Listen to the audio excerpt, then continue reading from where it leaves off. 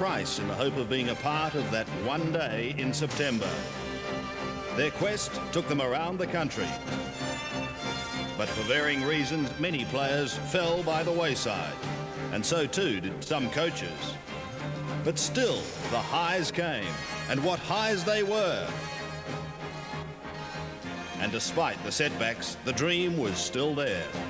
Finally, it came down to 40 players. For two teams, the dream is now close to reality. Hawthorn, a mean fighting machine, looking to make it back-to-back premiership wins.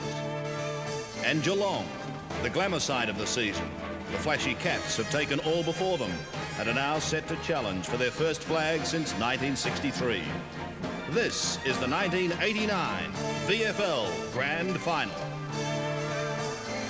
And as we look across the city of Melbourne, we welcome you to the Australian Television Network's coverage of the 1989 VFL Grand Final, coming to you live from the MCG here in Melbourne. It is a magnificent day in Melbourne for football, and it should be a marvellous contest for two wonderful teams. First up, Hawthorn, who are looking to make it back-to-back victories, and Geelong, who are hoping to win their first flag since 1963. Hawthorn did it relatively easily to make it to the grand final by accounting for Essendon. But Geelong had more of a struggle.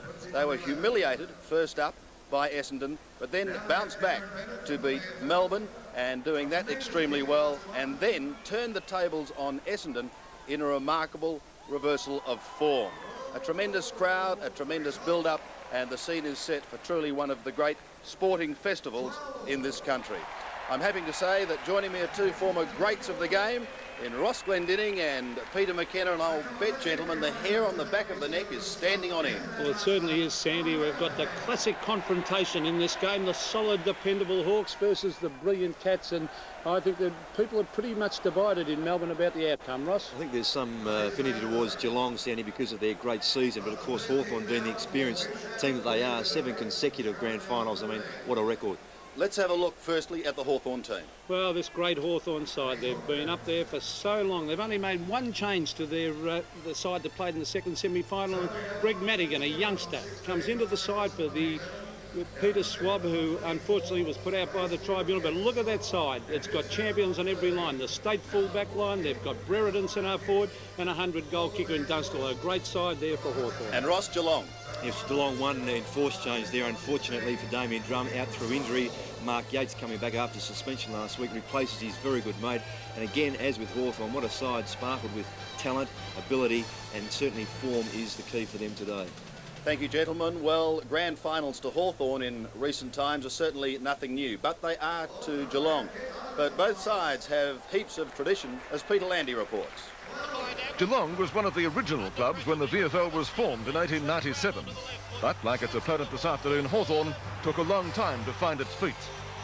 In the early 1950s, under coach Reg Hickey, the Cats became almost invincible, winning 26 consecutive matches and taking out both the 1951 and 52 grand finals. It was another 11 years to their next flag, this time over Hawthorn and under coach Bob Davis, who'd taken over the reins 3 years earlier. The Cats butted up again in 1967 as they attempted to become the first side to win the flag from third position. It wasn't to be. In a tight finish, the Tigers kept them out by 9 points, their last appearance in a grand final until this afternoon against Hawthorn. The Hawks came into the competition in 1925 and immediately took home the first of their 11 wooden spoons, not even winning a game in 1928 and 1950. But under coach Jack Hale, they made the finals for the first time in 1957 and 4 years later won their first premiership with former captain John Kennedy as coach. A decade passed before the Hawks again won a flag, in 1971 against St Kilda, when goal sneak Peter Hudson equalled Bob Pratt's goal-kicking record with 150 for the season. Kennedy was again successful in 1976, when David Parkin took the Hawks to their fourth flag in 1978. This afternoon, Hawthorn, premiers in 83, 86 and 88, appears at a record equalling 7 successive grand finals, and the 20 players have the chance to make club history by winning back-to-back flags. Plenty of tension in the Hawthorn rooms at the moment as they go through their final warm-up procedure, but outside the rooms it is like a carnival here at the MCG. We're looking at a crowd of around 95 to 100,000 people. It's going to be a wonderful day. Wherever you're watching right around the world, we've got plenty of marvellous entertainment coming up, including the Australian cricketers, who of course defeated England 4-0, and entertainment from John Farnham. We'll be back shortly.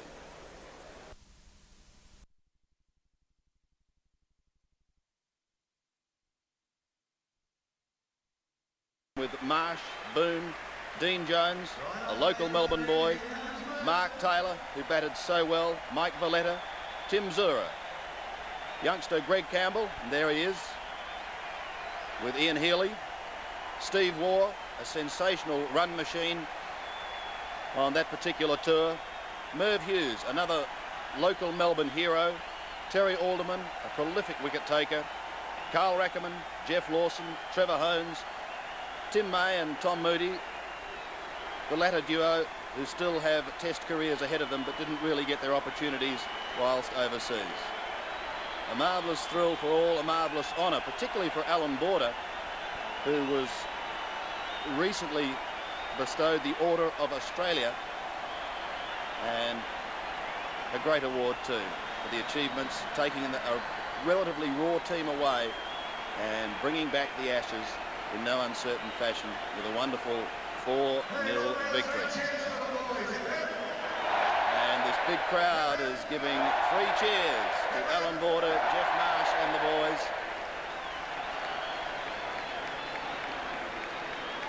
There's Merv Hughes, Steve Waugh. Terry Alderman has made his intentions clear. He is wearing the Hawthorn scarf. I wonder if that is an omen to come.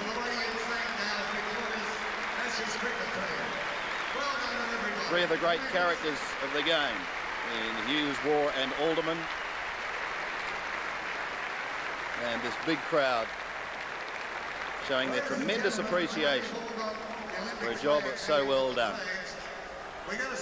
Plenty of entertainment here today, because besides the cricketers, we've also used an international flavour for the World Super Kick. Just which code and which player is the longest in the world? Well, first up, let's have a look at an Australian rules kick, and it comes from a Melbourne representative.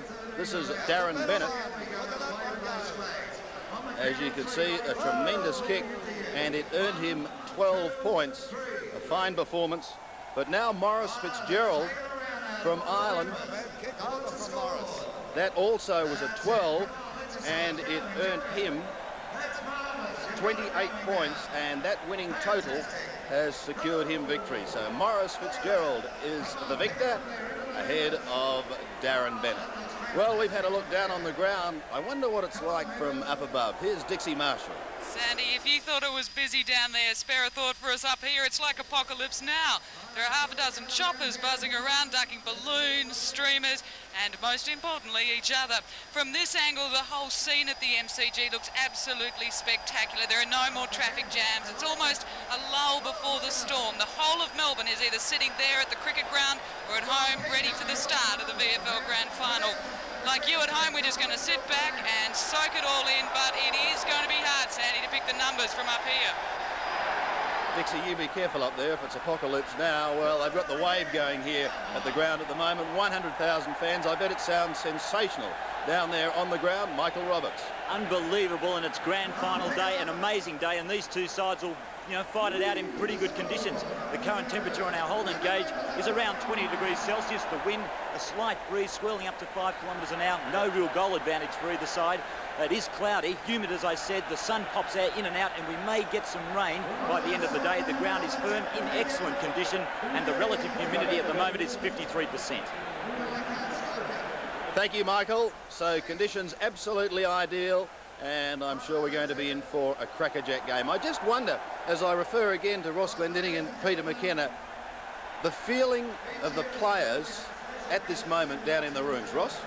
Well, they'd be extremely nervous, and they'd just be wanting to get out on the ground, Sandy. I mean, they've been waiting for the whole week, Hawthorn for 2 weeks, and they just want to get out there, get a touch of the football, soak up the atmosphere for the first couple of minutes, and then get the game started. Okay, well, all the action's going to be happening soon, and wherever you're watching, you are going to be part of it. I think it's time for entertainment now, and here comes John Farnham, one of Australia's most popular entertainers, and certainly making his name in the international field as he comes out onto the ground. We shall be hearing from John, And one of the most popular songs in Australia. First up, it's not our anthem, but it could well be.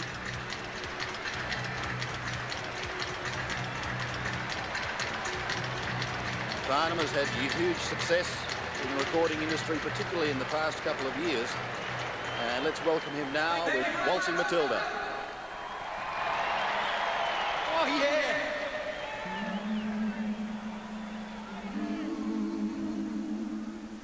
Once a jolly swagman camped by a billabong under the shade of a coolabah tree, and he sang as he watched and waited till his billy boy, "Ooh, come waltzing Matilda with me, waltzing Matilda, waltzing Matilda, who'll come waltzing Matilda with me." And he sang as he watched and waited till his billy boy, "You'll come waltzing Matilda with me." Down came a jumbuck to drink at the billabong. Up jumped the swagman and grabbed him with glee, and he sang as he shoved that jumbuck in his tucker bag, "You'll come waltzing Matilda with me." Up drove the squatter, mounted on his thoroughbred. Down came the troopers, 1, 2, 3. "Who's that jolly jumbuck you've got in your tucker bag? You'll come waltzing Matilda with me." Up jumped the swagman and sprang into the billabong. "You'll never catch me alive," said he, "and his ghost may be heard as you pass by that billabong. You'll come waltzing Matilda with me, waltzing Matilda, waltzing Matilda, who'll come waltzing Matilda with me, and his ghost may be heard as you pass by that billabong. You'll come waltzing Matilda with me.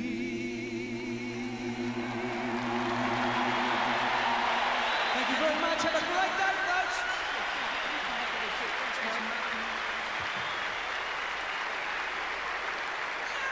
John Farnham, ladies and gentlemen, let's hear it for him again. A standing ovation for John Farnham. We shall take a break and return to the MCG. As Brian Sheehan has made it back-to-back grand finals, and Peter Carey is officiating in his first grand final. Now, as Hawthorn make their way out onto the ground, looking to make it back-to-back wins, let's have a look at this team of champions, and a champion team at that.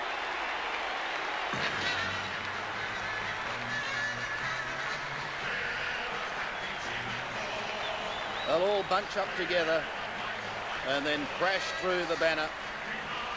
These two sides have only met once this year. It was a thriller. Geelong led by 49 points at half-time, but then Hawthorn put the foot on the accelerator and home they came to record an 8-point victory. A wonderful game and a wonderful sight here at the MCG as thousands of brown and gold balloons ascend above the ground. And what a sight. The Hawks are run to try and settle the nerves. There'll be plenty of tension. It doesn't matter how experienced the players are.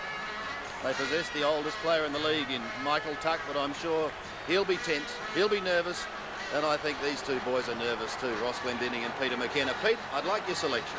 Well, I'd never tip against Hawthorn, Sammy. I think they're the ultimate professional side. Their 7th grand final. They've got champions on every line. They're great under pressure, and I think they'll win by 3 or 4 goals. Ross, Yes, you I concur? can't help but I concur. I certainly do. I think it's going to be hard to beat, but every side can do it. It's Geelong, but perhaps not today. Speaking of Geelong, they come down the race now. They haven't won a grand final since 1963. They finished 9th last year. Malcolm Blight took over at the helm, and he has transformed this team into indeed a very, very good one. They're only a young side. Their average age is marginally above 24, whereas Hawthorn boasts an average age of above 26. But they have shown, not only during the home and away matches, but also during the finals, I guess after one early hiccup against Essendon, that they deserve to be here on that one day in September. They possess the Brownlow medalist for 1989, the champion player in the league, the best and fairest in Paul Couch, a prolific kick getter, a prolific possession winner. And there is the young man warming up down on the boundary line. The atmosphere must be wonderful, and I'd like their selections too. With Bernie Quinlan, here is Michael Roberts. There's something very special about a grand final, especially the MCG, the ground, the colour, the crowd, a tremendous environment for a grand final. Welcome, Bernie Quinlan. You've seen a lot of football this year. Hawthorn are old campaigners. Geelong, newcomers to the game. Who's going to win and why? Well, I'm going for Geelong. Probably will be the underdogs. Hawthorn definitely the favourites. I just like the way Geelong are playing. They've got plenty of forwards there who can kick goals. They're capable of doing it. I think if they get out there and really go for it, they've had the experience coming through from the couple of finals. They lost that early one. I think they've learnt from it. And with Superman playing for them, I think Geelong can do it. Well, I'm going to go against Bernie Quinlan. I'm going to choose Hawthorn for the mere fact that they're back-to-back flags, incentive. They've got leaders on every line, and I think they're just going to be too strong for the new campaigners in the finals. Geelong, Hawthorn to win. Thank you, boys. Well, we heard them, Ross, talking about Superman. I think we should explain to viewers internationally that Superman wears the number 5 Guernsey for Geelong, and his name is Gary Ablett. If you were Alan Jeans, the coach of Hawthorn, what would your ploy be? Well, I would be inclined, Sandy, to play Michael Tuck on him because of his experience, but it's just his diligence and preparedness to sacrifice his own game, Sandy, and just tidy up the player like Ablett, who you've got to concede will perhaps kick 2 or 3 goals, but if you can just prevent his dominance of the game, that's what I'd be looking for. Well, it would certainly make an interesting family discussion the following day, because Michael Tuck, the man you mentioned, has married Gary Ablett's sister. So there you go. And there is another superstar behind Robert Dipierre Domenico, is Dermot Brereton. And Pete, obviously a key for Hawthorn. A very, very big key, and I think aggression will be the nature of his game today. He can certainly play football, but Dermot, well known for his aggression. I think you'll find in the first 10 minutes of this game, he'll try and unsettle a few of the Geelong players with hip and shoulder tactics. But he is a past master of the hip and shoulder, and I think that he'll be very, very aggressive towards the ball early. There's been a lot of talk, Ross, about the experience of Hawthorn and the lack of it as far as Geelong is concerned.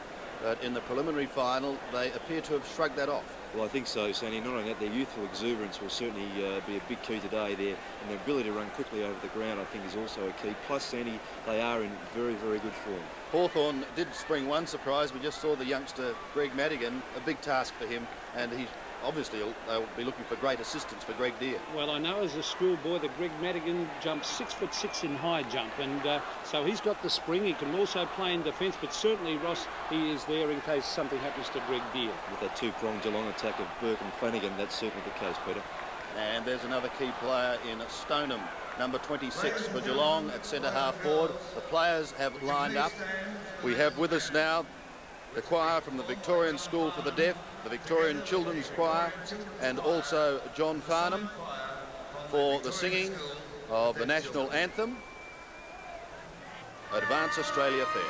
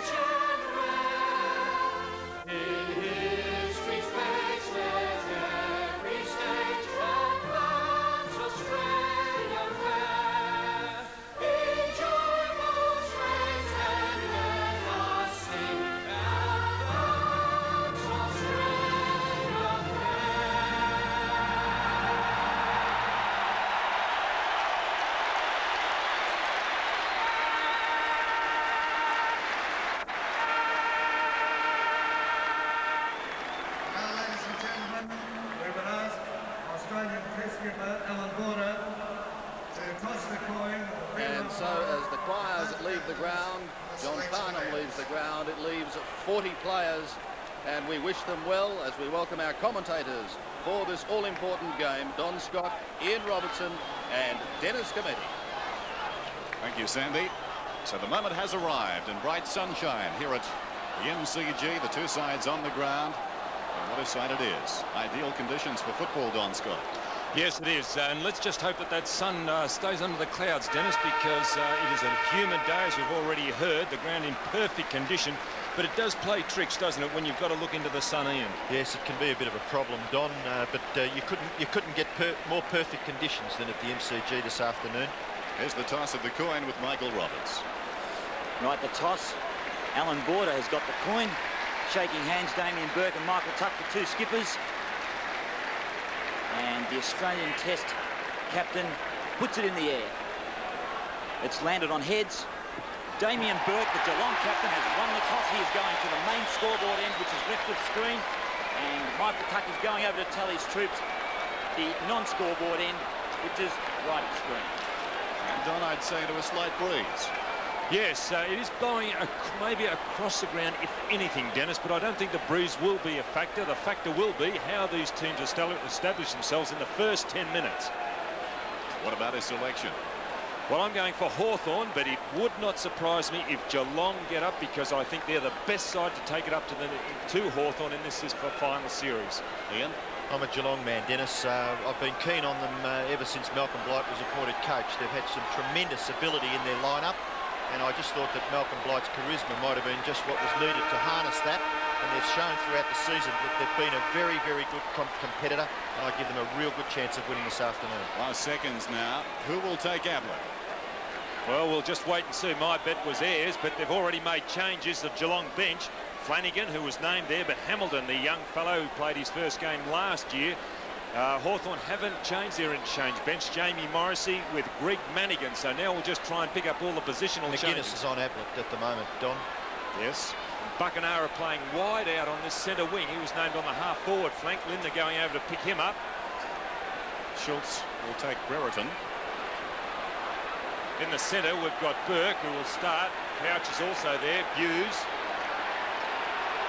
And also Gary Hockey. The umpires, Peter Carey, his first grand final, and Brian Sheehan, his second. Callis in the back pocket on Whitman. So we're set to go. The ultimate prize. Capacity crowd. The grand final. Burke and Dia. Down by Burke. This is Buse. Second opportunity for Buse. Down towards the half-forward line. Ablett's in front. Very interesting, Dennis, at that first bounce, because Yates came off the wing and went straight for Dermot Brereton. And Dermot's down on his knees, as you can see. Gary Ablett will go very close from here, from about 52 metres. Long, probing kick. It's home. Now, this is reminiscent of the final Dermot Brereton down. I mentioned how Yates came through the centre, didn't have eyes for the ball, just went straight at Brereton and has put him down. A bad miss for Hawthorn, because he's the one who can really get them going. Now watch this on replay. You see Yates, there he is, coming off the wing there. He only had eyes for Brereton, then goes over and bumps him again, but obviously he's done his ribs. Very interesting that he had a second crack at him, Don.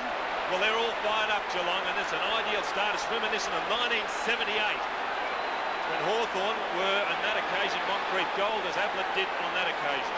It was always going to be on. And of course, that's when a man like Brereton is most vulnerable. And he is running with eyes on somebody else who's suddenly open. You wonder whether Geelong's homework has been done, because Brereton has had some problems in that area for, maybe the second part of the season. Well, not so much his ribs, his ankles have been the problem, Ian. But they've got a couple of players that are under a cloud, Hawthorn. Now, Anthony Condon was getting treatment earlier in the week. Greg Deere was getting treatment. Scott McGuinness, we know, with the ankle. Brereton ankle, and also Curran. Now, they were getting treatment through the week, so they're not fully fit. Now, Brereton's going down to the forward pocket. Bounce back in the centre. Deere gets his hands to it. Now Damien Burke's hit towards half-forward. There's a free kick being picked out of it. It's going to Hawthorn. It'll go back to Di Domenico in the centre. umpire asked the player to go back. Maybe it wasn't Dippy Domenico's kick. It looks as though it may go to Curran. What a psychological boost that is for the Cats. There's Brereton down in the forward pocket now, but the ball will be taken back to the centre. And the kick will be taken by Peter Curran. So Geelong all fired up. Well, you play for keeps in these finals. Sure thing. Curran's kick wide to half forward. Marking contest up there. It's a clean mark for Dunstall. And Dunstall will have Hawthorn's first crack at goal from about 40 metres. We'll see this on replay. I would have had the ruckman Burke dropping back to block it up on that occasion, but he was waiting back with Deere, the Hawthorn ruckman. But you've got to get fellows down at the drop of the ball. Opportunity for the Hawks to square the ledger. Dunstall, the early minutes. Drop punt kick is true. Well, the score's locked away. What a sensational start we've had. Jason Dunstall, the glamourful forward, his first. His last outing, he kicked 6 goals against Essendon, but he is a very strong player and a very, very quick lead.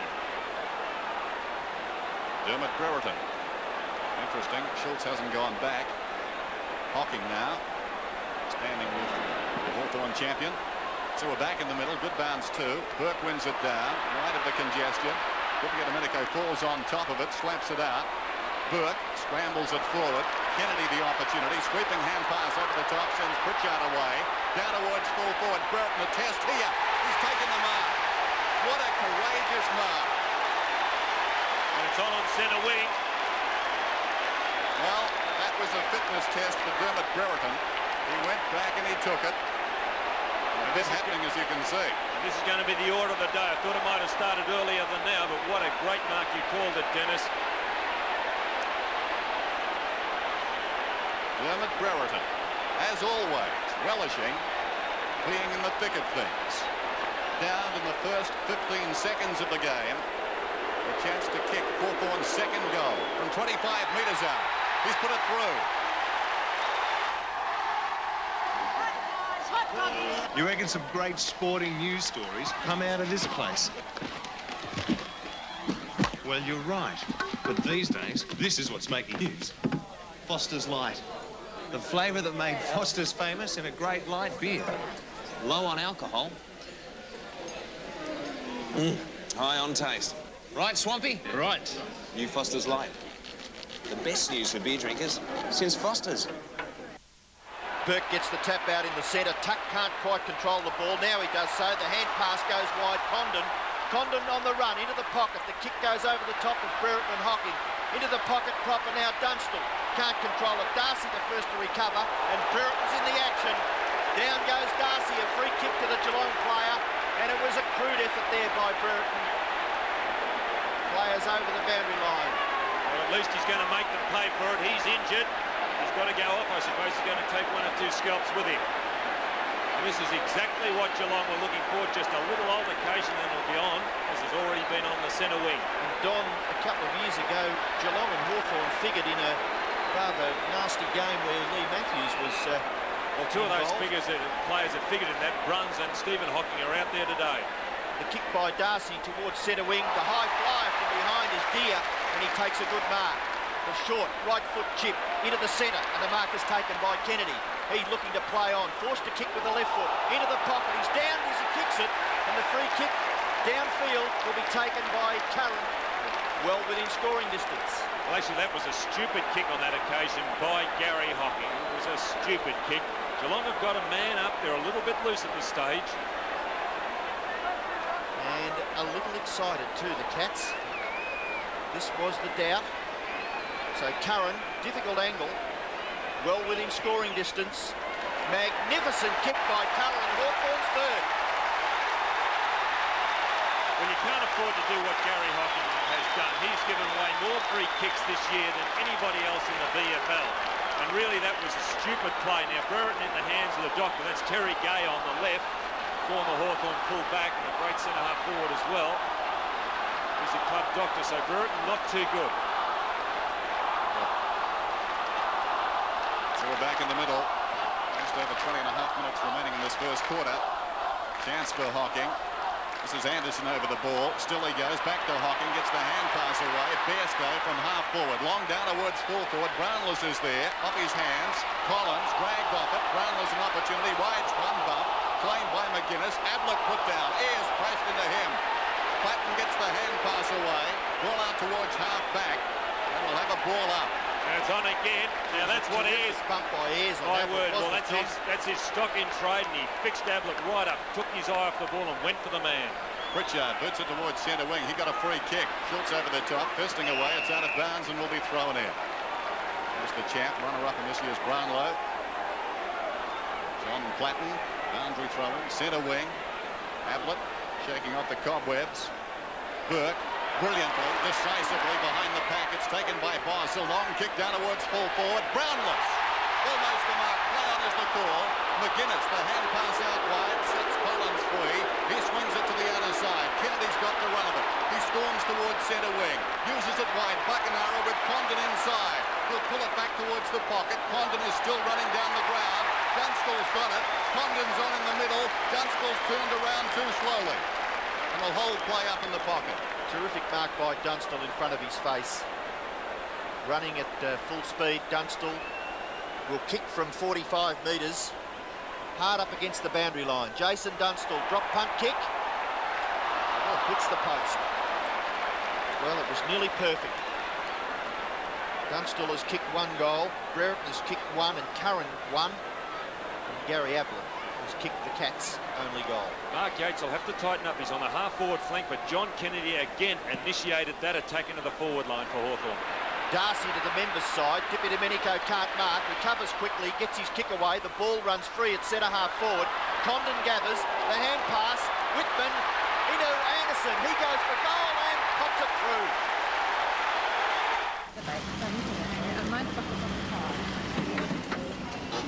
A Holden. Since when have you been driving a Holden? Since they made this one. You've been gone a while, son. So, what's under the bonnet? Big V6 with 4-speed auto. You, a V6? I love it. What did I say? It doesn't matter, son. Good to have you home. By the Hawks, they lead by 19 points. Kennedy has been very busy in his own half-back line. Across the ground, into the path of Dippy Domenico. Will it sit for him? Yes, it does. Claimed by Bruns. Gets the hand pass away. Goes again. Slaps it out wide. Buckenara slipped. Whitner's got it now. Port of centre wing. Dragged off the kick. Good desperation tackle. And forces the error. Well done, Buckenara. Great tackle from Buckenara. We don't see terribly much tackling by Buckenara, but it's good to see him do it on the phone. Lindner went the wrong way, I thought. Kick to be taken by Deer. 11 votes in the Brownlow. A much improved play. Shadows of the stand. High kick towards centre wing. Buckenara from behind. Knocked away there by Burke. Dippy Domenico. To no one in particular. Hocking taken high. And will get the free kick. The defensive side of right centre wing. Just under 18 minutes now remaining in the first quarter. Geelong operating into a slight breeze. Hawthorn looking the far better side. Long kick towards half forward from behind Ablett. The big leap, couldn't mark. Knew the hurried kick back towards centre wing. Lindner in front. Met solidly by Curran coming through. And Lindner will get the free. Lindner a little bit upset there. He plays on quickly. He's dumped as he kicks the ball. It goes towards half forward. No free kick. Kennedy takes the mark. He kicked. It's a little wide there for Condon, and it goes over the boundary line. So we'll have a throw in. It's between wing and half forward in Geelong's attacking half. The Cats one goal. Trail Hawthorn 4-1. Deer gets the ball to Platten. He's well tackled. The ball free. Yates taken to the ground by Deer. Too high. The free kick will be taken by Yates about 60 metres from goal. The short pass is on. It's okay. Ablett. They look for him a lot, don't they, John? He's incredibly quick over the first couple of yards. He laid a tackle in the forward pocket earlier when the ball was there. It was just his sheer speed that got him. Again, look at the break he's got on McGuinness. And the kicking ability of Gary Ablett, I would think this distance would not be a problem. Platten and Cameron further afield having a bit of a bumping duel. Ablett now to shoot for goal. High kick. Goes past the square into the opposite pockets of Geelong mark taken by Brownless. Free kick. interference in the marking contest, so the free kick will go to Deere in the back pocket. The short pass, all risky, it comes off. The mark is taken by Anderson. Looking to play on, now the umpire calls play on. Anderson's kick close to the boundary line. As a matter of fact, it's a little too far. It's out on the full, so the free kick will be taken out there for Geelong by Andrew Buse. He plays on quickly, transfers play to Bairstow. Bairstow, the angle a little better. From a standing start, kicks it to the front of the square. Ablett flies high, can't mark. Langford stands his ground and gets the hand pass out to Pritchard. Pritchard at half-back, plays on quickly. The short chip left foot, wide. Whitman runs onto it, gathers well, gets the hand pass back to Domenico. Look at the pattern forming. Here's Platten at half forward. The short pass is magnificent. And Dunstall takes it 40 metres from goal. Great football. Tremendous stuff, Dennis. You could see Hawks running all over the field. Teamwork, perfect. Dunstall for his second. He hooks the kick, and it's through for a behind. 4-2 plays 1 goal straight. Well, in boxing parlance, the Cats are on the ropes, taking a lot of punishment at the present time. Paul Couch yet to handle the ball. Here's Darcy. Into Mines. Comes Members' side with the kick. Schultz in best position to mark. Up he goes in front. Couldn't hang on. Couch fumbles. This is Yates. One bounce. Draws a man. Almost. Nice little routine. Yates and Kennedy. Across it comes to Bruns. Forward at centre wing. He goes down towards the pocket. Wide of the mark. Ablett. He'll be in trouble as he turns. And swings it out of bounds on the full. Well, he really didn't have any alternative then. He was going at 1,000,000 miles an hour at the boundary line. All he could have done, I suppose, was handball the ball back over his head. But when you're moving at that speed, very hard to do. And Langford was 1,000,000 miles an hour bearing down on him. Hawthorn looking for their first ever back-to-back premierships. Langford, centre wing, Deere, almost a spectacular mark. Condon, away to Buckenara, in the grasp, gets the kick away, and the mark is taken by Pritchard. The Hawks lead by 20 points. Pritchard's away, no pressure on. Simply runs away from Couch, goes long down towards Dunstall, favoured by the kick. Almost the mark, not paid. Schultz in desperate trouble. Platten on all fours. Play on is the call. Surely it deserves a whistle. What a magnificent effort by the little fellow there, Platten. He is a terrific player. He not only wins the ball, but he also lays some terrific tackles. It's team-orientated stuff. Bounce just inside 50 metres, within scoring distance for the Hawks. Curran up high, but he put his hand on his opponent's shoulder, so the free kick will go to Schultz at half-back for the Cats. Schultz kicks it towards the members' wing area. In front, Burke can't mark. Dippy Domenico can't get the ball out. Finally finishes up with Platten. Platten with time to kick the ball long towards full forward. The marking contest. Hocking can't take it. Curran, snapshot. Hooks it across his body. Another goal to Hawthorn. You're looking sharp. You're looking good. You've come so far. And we know how to make the most of who you are. Father to son. It's what we've always done. Gillette Contour Plus with lubricating strip for the best a man can get. 2-6. Couch gets the hand pass away, taken by Yates. Indecisive. Whitner on the overlap, goes down towards half forward. Ablett out of the contest. Brownell is over the top and hits the ground. This is Cameron running away from his own goal. 45 metres out, turns and fires. And is wayward with the kick. It goes out of bounds. On the bounce in the left full forward pocket. Boundary throw in. Burke and Deere. Body to body. Ablett. Carried out of there by Pritchard. This is Yates to Bairstow. Grabbed by Anderson. Gets the kick away. About 20 metres out from goal. Knocked away by Langford. Ball runs free. Hawkins got it. Now it's a free kick. It's coming back. Pritchard was held without it. And he'll take this free about 20 metres out from his own defensive goal. Langford proving too strong on that occasion for Bill Brownless, the full forward in screen. Bill Brownless trying body work, and Langford too experienced and too big. He's got to move around, Langford. 50-metre penalty applied, so that brings Pritchard very close to the centre circle. Pritchard now kicks it towards centre half forward for the Hawks. punch away. Oh, look at Divi Domenico. Bull-like, crashes through. The kick is astray. To the left forward pocket, boundary throw-in. Bad signs for Geelong. My word, Hawthorn playing with a little bit of arrogance at the moment. So the statistics showing the handballs well in favour of the Hawks as we have a boundary throw-in the left forward pocket. Goes over the top. Pritchard, snapshot. Close. Just misses to the right. 5-3, plays 1 goal. In that situation, Don, you've got to be goal-sided the man you're marking, don't you? But also, Dennis, the ball went over the back. Geelong should have players because that is always a space. It's always open, and Hawthorn did it easily. Darcy kicks to the member's side. Big punch. Ball comes to Couch. His first touch. The 1989 Brownlow medalist. The kick is wide. Really, bad football there by Couch. Ablett. Anderson, the ball to the back. McGuinness. Good play by the youngster, McGuinness. He fights on with the 2 Geelong players outnumbering, and McGuinness takes it over the boundary line for throw-in. I just wonder how badly McGuinness is injured because, again, he was 10 yards behind Ablett on that occasion. Geelong doing okay in the hit-outs.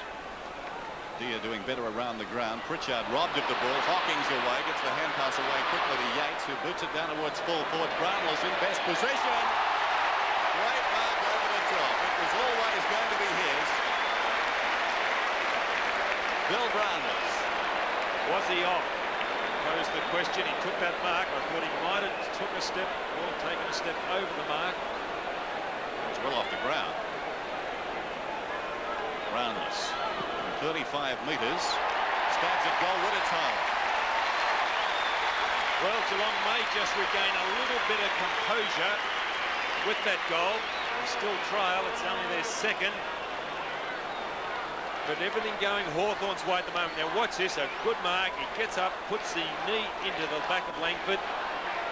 Great mark by the Geelong full forward. Well, they certainly needed that, Don. The scoreboard was looking pretty ordinary until Billy Brownless kicked his first goal and the Cats' second.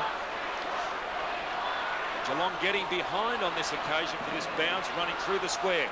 Burke up too early. Deer gets the tap. Curran can't break clear. Opportunity for Condon. Now he gets around on the right foot. He slips over.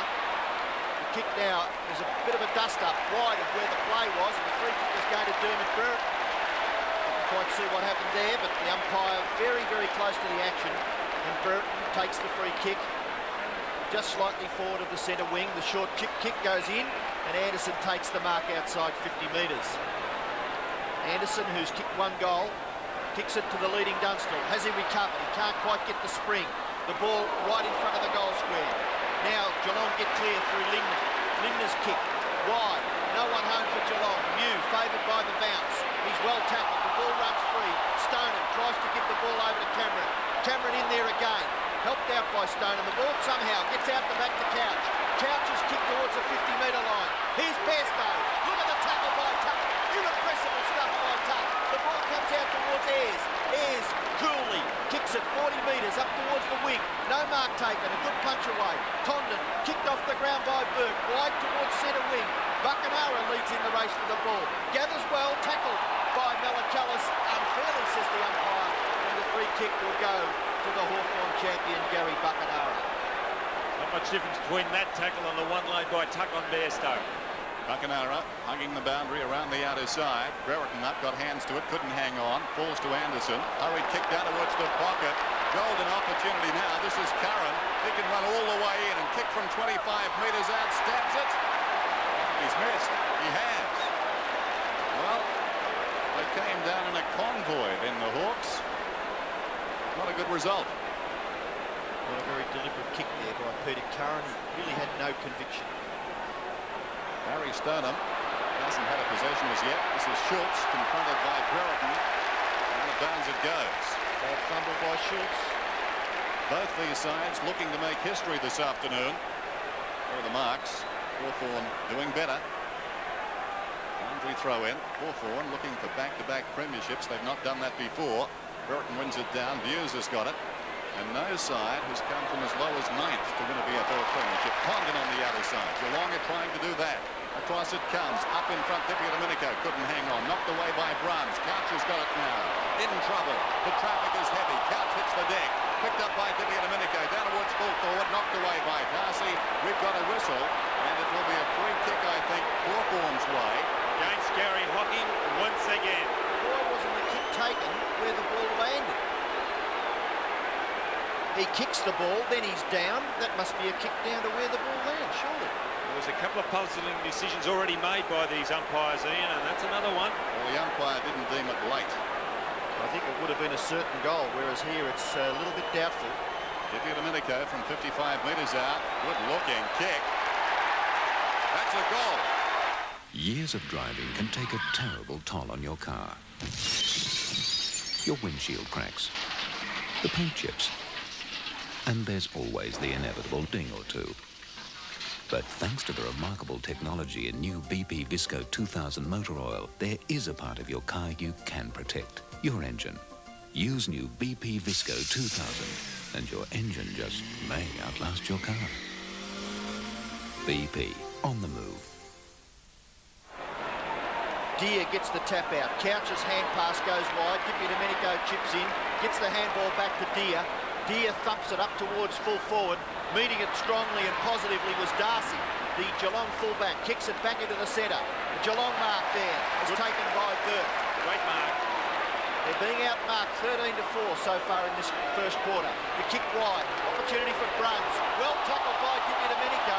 That could have been dropping the ball. Dippy Domenico appealing for the free kick, but the umpire having nothing to do with it. And he'll come in and ball it up wide of centre.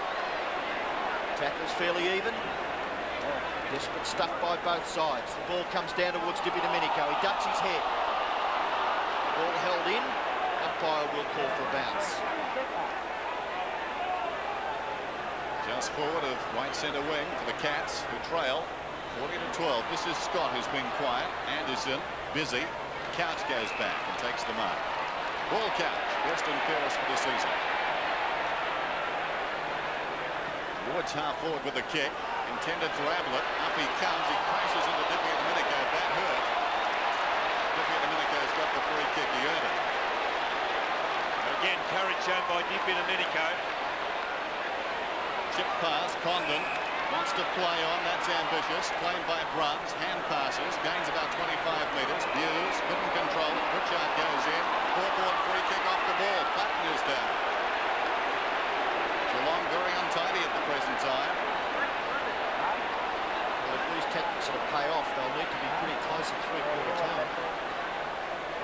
Platten kicks inside 50.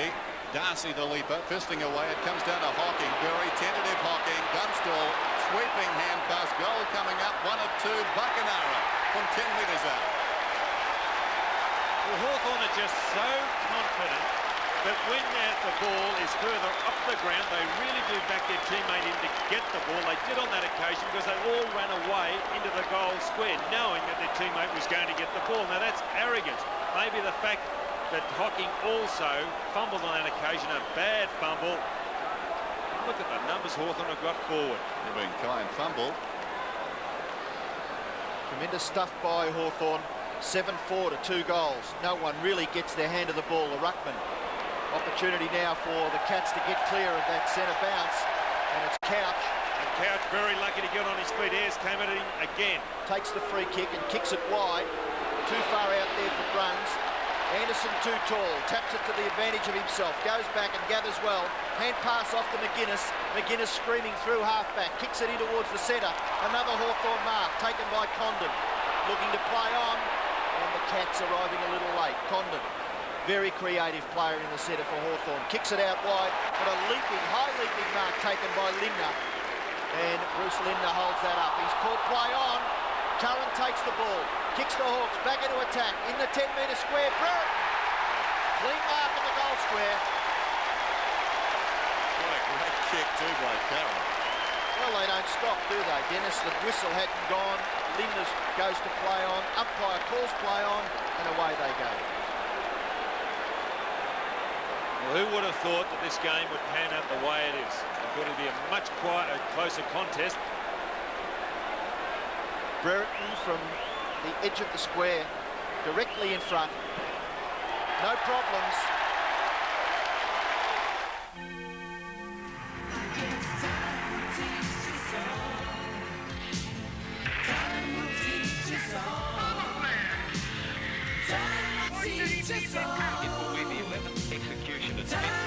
For over 3 decades, 7 Melbourne has brought the Times into our lives. At the dawn of the new decade, the commitment continues with Glenn Taylor, Jennifer Kite, and 7 nightly news. Dermot Brereton, 2 goals so far this afternoon. Just under 4 minutes remaining in the first quarter. Hawthorn putting their stamp on this game. Geelong must get some goals and get them quickly. They're in trouble. Some of their prime movers just not touching the football. Still Stoner without a possession. Couch has been quiet. Bairstow not in the thick of it. Runs likewise. Here's Platten. He's in the thick of it. Lippy Domenico in trouble. Knocked away from him. He goes to ground. Tackled by Hawking. It's interesting, Dennis, when you look at that centre square, it's a Hawthorn players who are getting in front. Hawking caught behind Platten on that occasion. Another bounce. Rooks go at it. Dia backhands it down. Curran over his head. Spills to Scott. That's ambitious. Trying to go through there. Couch. Slapped out of there by Libner. Back inside the centre square. With dash pass, but he left it behind. Pritchard. Dragged off it. Manakelis knocks it out. Up the ground by Gary Hawking. Ayres, who was 29 on Thursday. Swings it to the outer side. Buckenara gets it to Condon. Condon goes over the top. Great courage shown by Curran.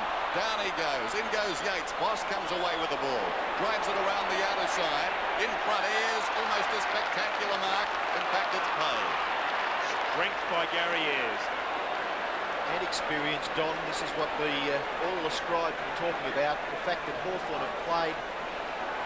This is their 7th successive grand final appearance. And here's one of the great players of the caper, Gary Ayres. A short pass is not allowed. Ayres being asked to kick over the man on the mark. Magnificent conditions here at the MCG for the grand final. Ayres kicked towards centre half forward. 1-on-1. No one can mark the ball. A big punch away by Schultz. Finishes up with Couch. He's well tackled. Geelong, look, they're struggling hard. Tuck, good tackle. Deer, the Hawthorn forwards working overtime. Whitman goes long. The kick slews off the side of his boot. Chance for Boss. He taps it back to... It's Buse. Buse in the back pocket. Round onto the left foot goes Buse. The short kick is okay, and he finds Couch at half back. Hawthorn forwards magnificent, keeping the ball in. Couch, long kick. There's a player there, take the mark, Burke. No, it's punched away by Tuck. Play on, says the umpire.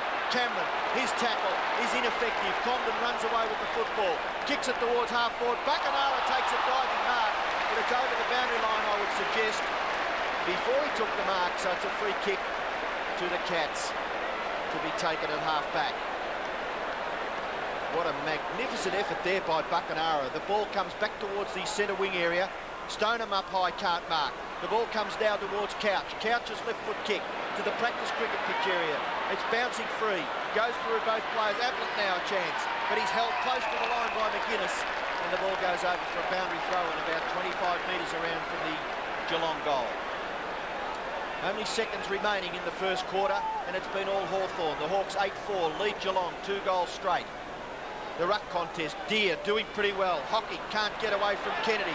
Hockey tries to tap it to his team's advantage. Scott gets out. The left foot kick by Scott up towards the goal square. No one there for the Cats. McGuinness struggles hard with Stoneham, and the ball goes over for another boundary throw. The Hawks fanatical in their quest for back-to-back flags. Just a few seconds left now. Deer over the top.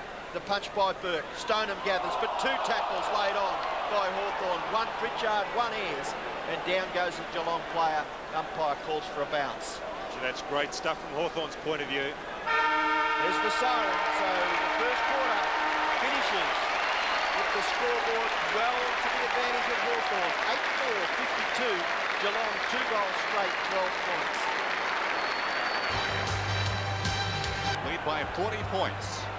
Dia wins it down. Tuck, slung, taken by Runs, who hooks it down towards half forward for the Cats. It bounces in open territory. Storming up the ground is Ablett. McGuinness is after him. Ablett working it towards the boundary line. Slipped. Stoneham He's got it now at 50. Barry Stoneham hooks it down towards full forward. It's bending back. This will be close. It bounces the wrong way. Brownless worked hard. That ball just pitched at the base of the goalpost. Went the wrong way. It's quite interesting off the ball. A lot of players are going for the man. It is a very spiteful game. Langford to bring the ball back into play for Hawthorn. Comes to the members' side. Great mark taken by Yates, who was probably Geelong's best player in the first quarter. Mark Yates, the drop punt kick to the front of the square. Marking contest, a good punch away by McGuinness, gathered by Brownless. Can't break the tackle of Condon, and he does it pretty well, the Hawthorn player. He streams away from full back. Anthony Condon kicks it wide, out to the advantage of Buckenara, but chipping in and taking a good mark as Bruns for the Cats. Neville Bruns, who was pretty quiet in the first term, got the first kick in the second quarter, kicks it into the pocket. Opportunity again for Condon, but a free kick has been picked out of it. By Collins. And Collins will be the recipient in the back pocket. So Collins, who got quite a few votes in the Brownlow medal this year, much to the surprise of a few of the experts. His kick is a poor one and it's out of bounds on the full. The short kick in towards centre half forward, and a good mark taken by Flanagan. And Hughes and Pritchard at it behind play, the two angry little ants. So Flanagan on the 50-metre line, and sometimes can surprise the footballing public with his kicking ability. This is a great kick by Flanagan right into the square. Geelong mark. Stoneham. We've got some high flyers down there. Ablett, Brownless and Stoneham. And Stoneham, who kicked a point just a few moments ago, has a chance to kick the Cats' third, and a very, very badly needed goal for Geelong. The angle, not bad for a natural right footer that Barry Stoneham is, and he punts it straight through. Goal umpire and field umpire conferring. It looks like it's another kick. Yes, came over the mark. That missed, that kick. Actually, I thought it missed too, Dennis. Well, Stoneham's indicating that it's gone through. He was a bad judge. He's getting it again because it missed, and the umpire now invoking the 50.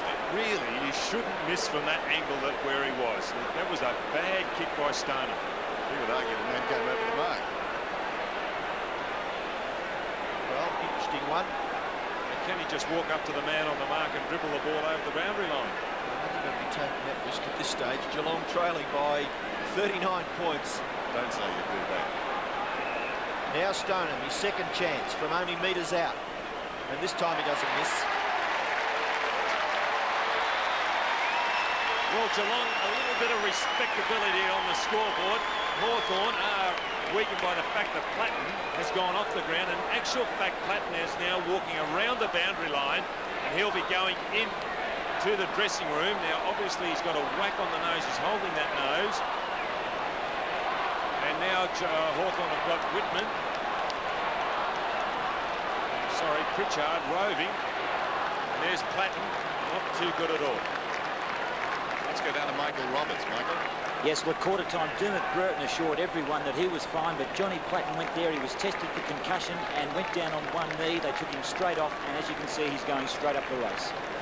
That's a blow for the Hawks, perhaps the league's most courageous player. Going into the rooms, we've got a new ball. The MCG, and away we go again. One down by Flanagan that time with the backhand. Hughes comes away. There's the time remaining. The Cats are looking better. Hughes goes long down towards the pocket. Ablett! Oh, what a mark!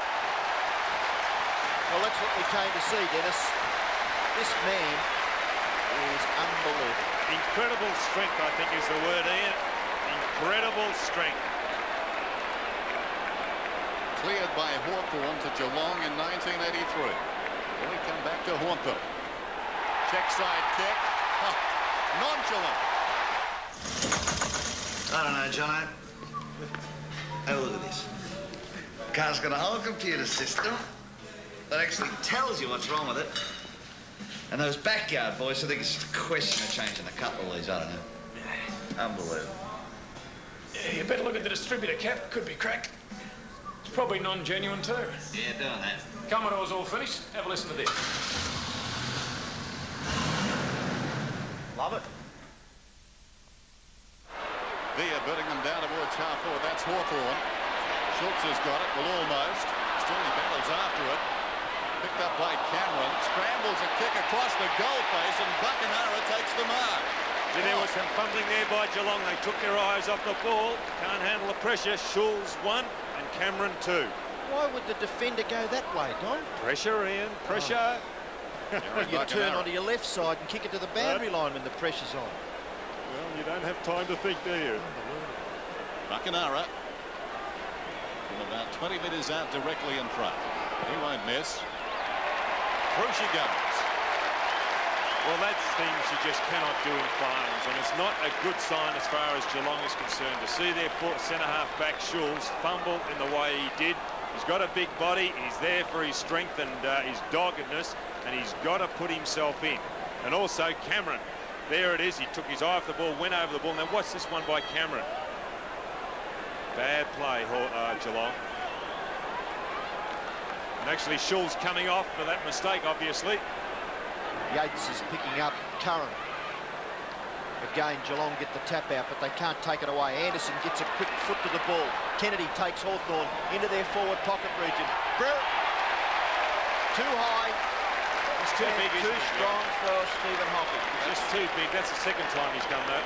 That's a matchup they can't have. Well, they're in trouble with Schultz, one of their taller defenders. Now serving time on the interchange bench. And Brereton is only about 30 metres from goal, perhaps closer. Dermot Brereton. Punt kick. Straight through for a behind. So Brereton has kicked 2 goals, 1. Hawthorn 9-5. And Geelong at the start of this second term mounting some sort of a challenge, but the kick by Cameron to give Buckenara a goal, a bad mistake. There's Tim Darcy. Step full back. Again in 2 minds. Kicks towards centre-half back. Push out, surely. Well done, player. Linda's got the free kick. Linda from half-back. Boots through centre. Stoneham on the lead. At full stretch. Takes the mark on his chest. Towards centre wing. Stoneham. Chip passes inside. Looking for Hawking. They're closing on him. Twisted away by Collins. Bursting away Tuck. Sends play back towards the half-forward line for the Hawks. Morrissey. Knocked away by Boss. This is Bruns. Kicks into the Hawthorn player, however. It ricochets forward. Taken by Scott. Inside. Oh! Fumble. Still they go after him. I think we had a minute go through his legs. Knocked on by Buckenara cleverly into the path of this man Anderson. He goes down towards the half-forward line. Curran, as cool as you like, feeds it inside to Morrissey. Over the top to Whitman. Whitman 25 metres out and closing. I think he's got it. No, he hasn't. It was close, but not good enough from there, especially given the build-up. It was a bad miss, Dennis. They did everything right there. Hawthorn and Don, you went, ooh. Well, you when can't you saw afford, one of the Geelong well, players. that's right. It was Linda on that occasion who took his eye off the ball. You can't afford to do it in finals. Look what happens. Yes, the opposition certainly take advantage of those sort of mistakes. So Darcy kicks the ball to the outer side this time. Oh, Buckenara flies high, can't mark. Should have been penalised. Now opportunity for Morrissey. Curran swoops on the loose ball. Curran's kick across his body, up towards full forward. The high flyers. No one can mark the ball. Stephen Hawking gets it out the back to Buse.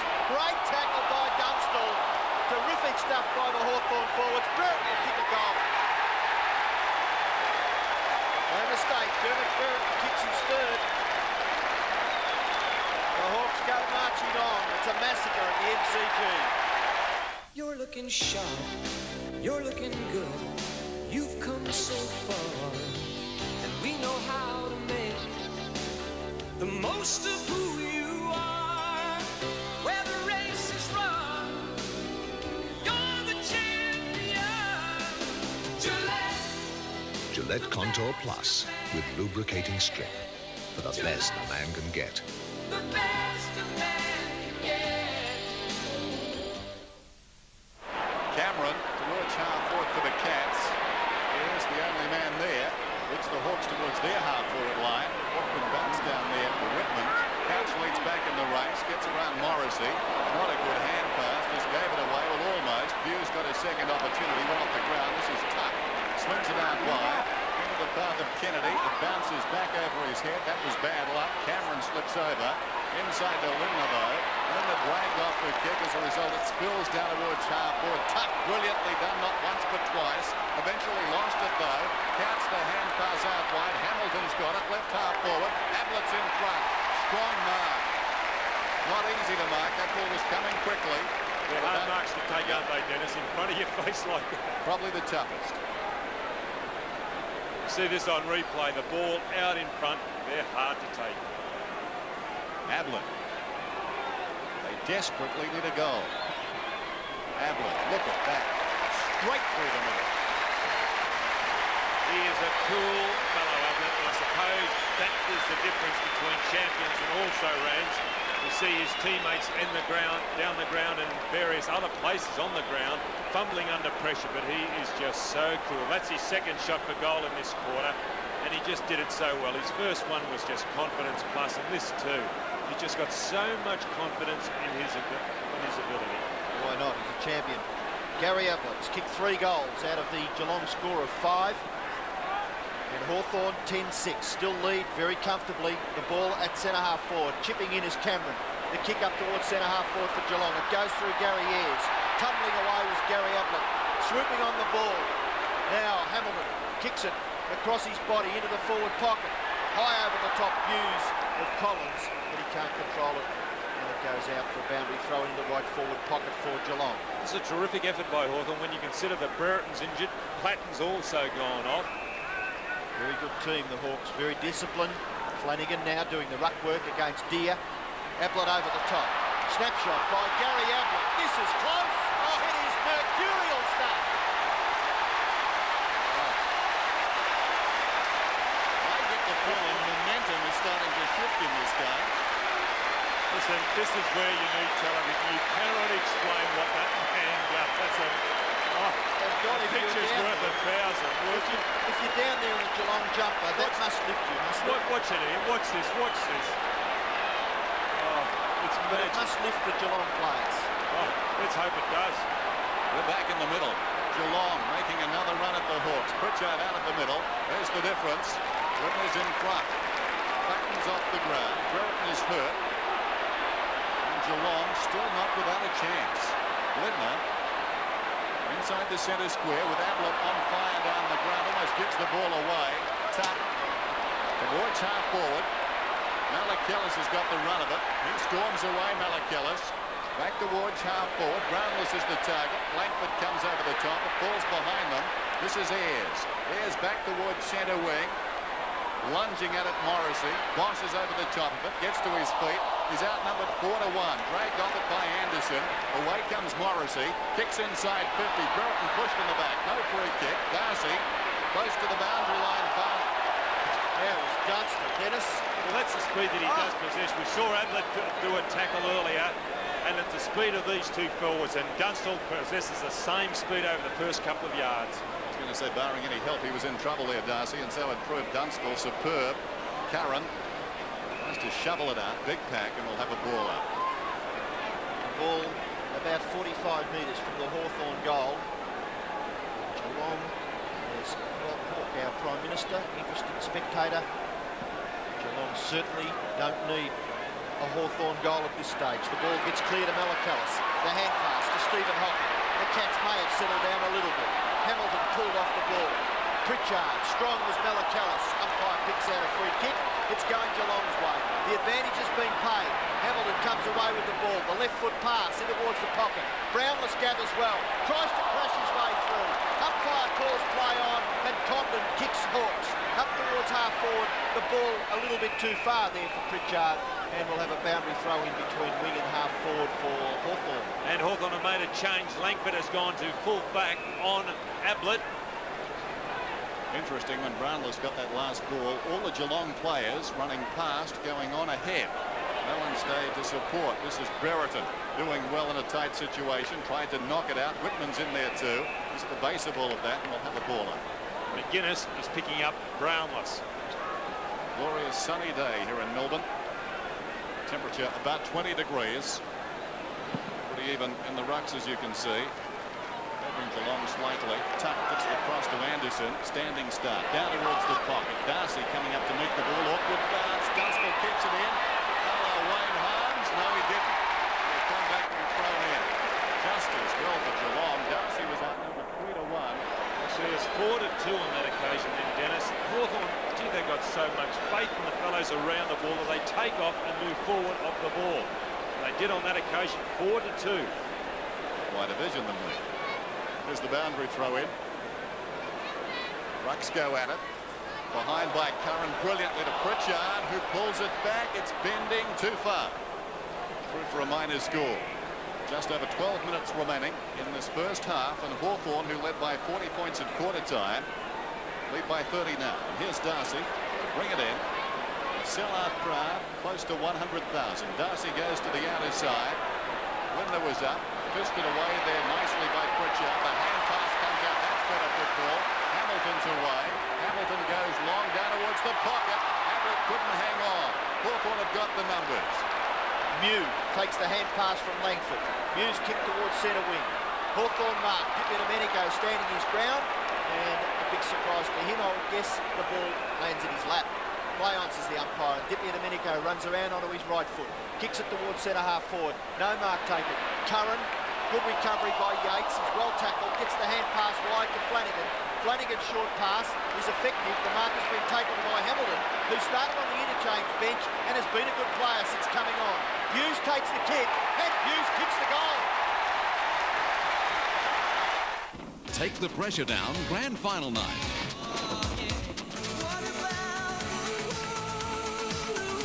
At 6:30, the world around us returns with a premiere special, John Farnham's Touch of Paradise. At 7:30, Graham Kennedy, Olivia Newton-John and Peter Allen star in the world's funniest commercial goofs. Then at 8:30, the NBL semi-final playoffs. The Perth Wildcats versus North Melbourne Giants. A grand final night of entertainment. Tonight on 7. Back in the centre, Hawks lead by 4 goals. Flanagan, who's done pretty well in the ruck contest. Dippy Domenico takes it out for the Hawks. Up towards half forward. The bounce goes over the top of the players' heads. Good play by Dunstall. Down to Pritchard. Pritchard goes for goal and misses. 10-8 plays 7-1. And we're more than halfway through the second quarter. His third point for the game, Darren Pritchard, former Tasmanian and Recruit of the Year 2 or 3 years ago.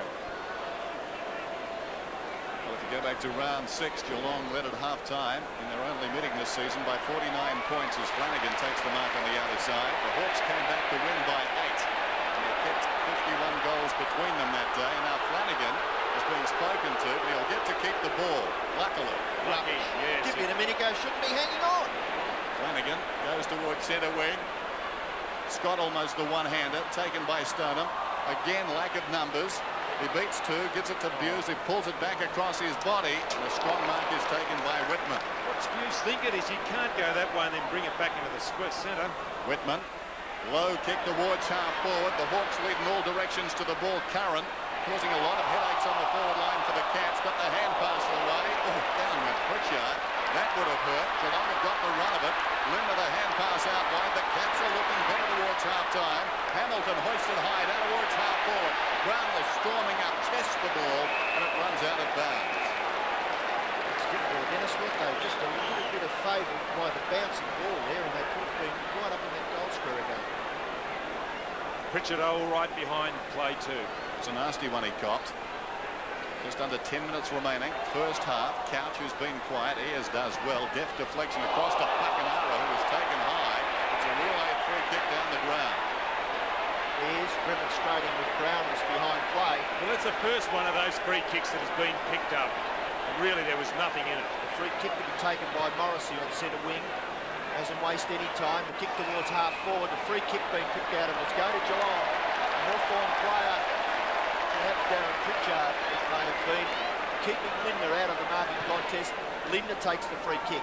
Kicks it back towards half forward. Stoneham can't mark. Cameron, great hand pass to the advantage of Hamilton. A little check for him. Left foot kick by Hamilton. Bounces. Just, was it on the line? Out of bounds on the full. It must have only been centimetres over the boundary line.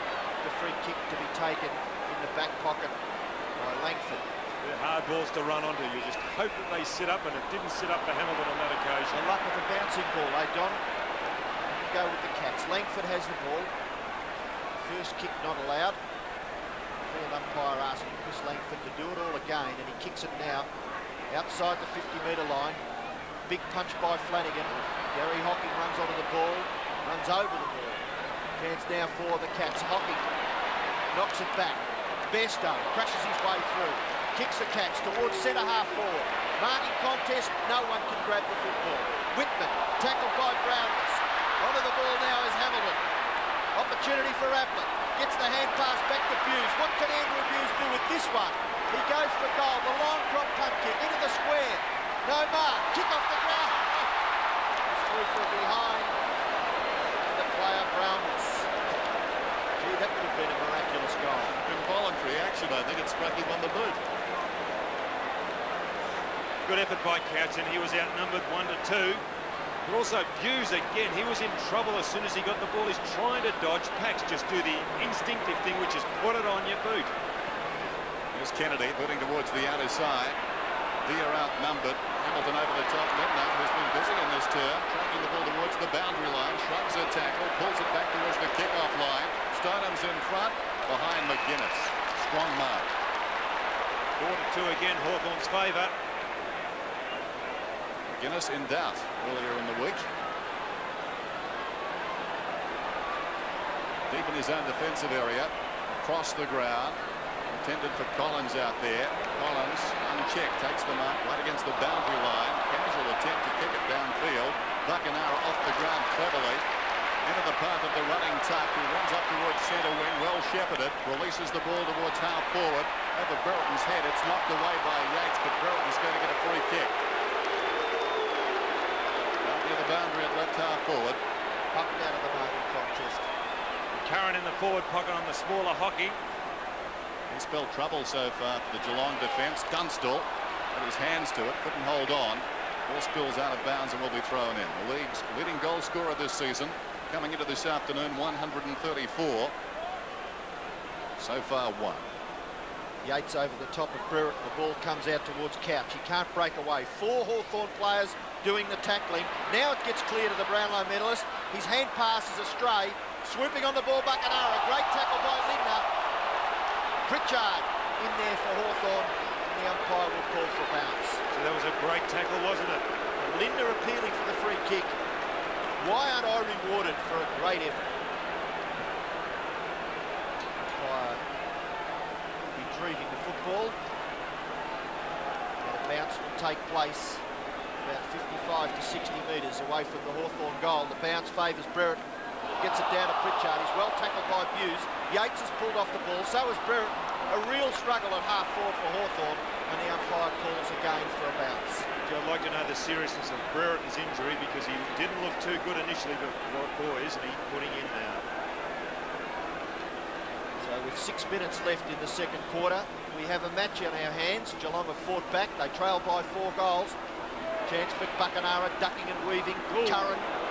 Now the ball finishes with Buse, and Geelong get out of trouble. The kick by Buse in towards the centre. Will it bounce to Scott? Crashing his way through Mew, but he's well tackled. Ball comes free. Kennedy tackled by Stoneham. Mew tackled. Irrepressible stuff by the Cats in the centre. Couch can't break away. Stoneham can. Gets it to Lindner. He's hooked around the neck by Condon, and Geelong get away with the free kick. He doesn't waste any time. Flanagan's on the end of it. Inside 50 goes Darren Flanagan. The drop punt kick, he hooks it, and it's out of bounds on the full in the left forward pocket, and he should have made more of that. He should have been. You dead right. Getting their appetite back. Geelong at the moment. Interesting Flanagan on. He's putting a lot of pressure on Deere around the ground. McGuinness out of the back pocket yet again. High kick, Members side. Big pack at the fall of the ball. Buse went over the top. Couldn't hang on. We'll have a ball up. Be on the ground, Buse. There's a player there, 32 for Geelong, who's been a tremendous player for them in their previous 3 finals. And he's been very, very quiet. Gary Hocking. Lacking around the packs. Tuck is doing a fine job on Bairstow. Bairstow just 5 possessions so far. There he is again. Bairstow in the picture, but Tuck does nicely. Gets it across, just paddling it towards Ayres, who hooks it around the boundary. From behind, Bosch should have punched. Why didn't he punch? I don't know, Don. Morrissey's got the ball. The defensive side at centre wing. Kicks it wide. Pritchard runs onto it. That could prove costly. Pritchard from half forward pulls it back. What a superb kick. Dunstall. Ask the question again, Dunstall. Why didn't he punch? Yes, there's simple mistakes that Geelong are making in the back half of the ground, aren't they? That are costing we them. mentioned that one there, but also this was a good move here because Darcy went to where the ball was. Dunstall did. Dunstall sneaks it through for a goal.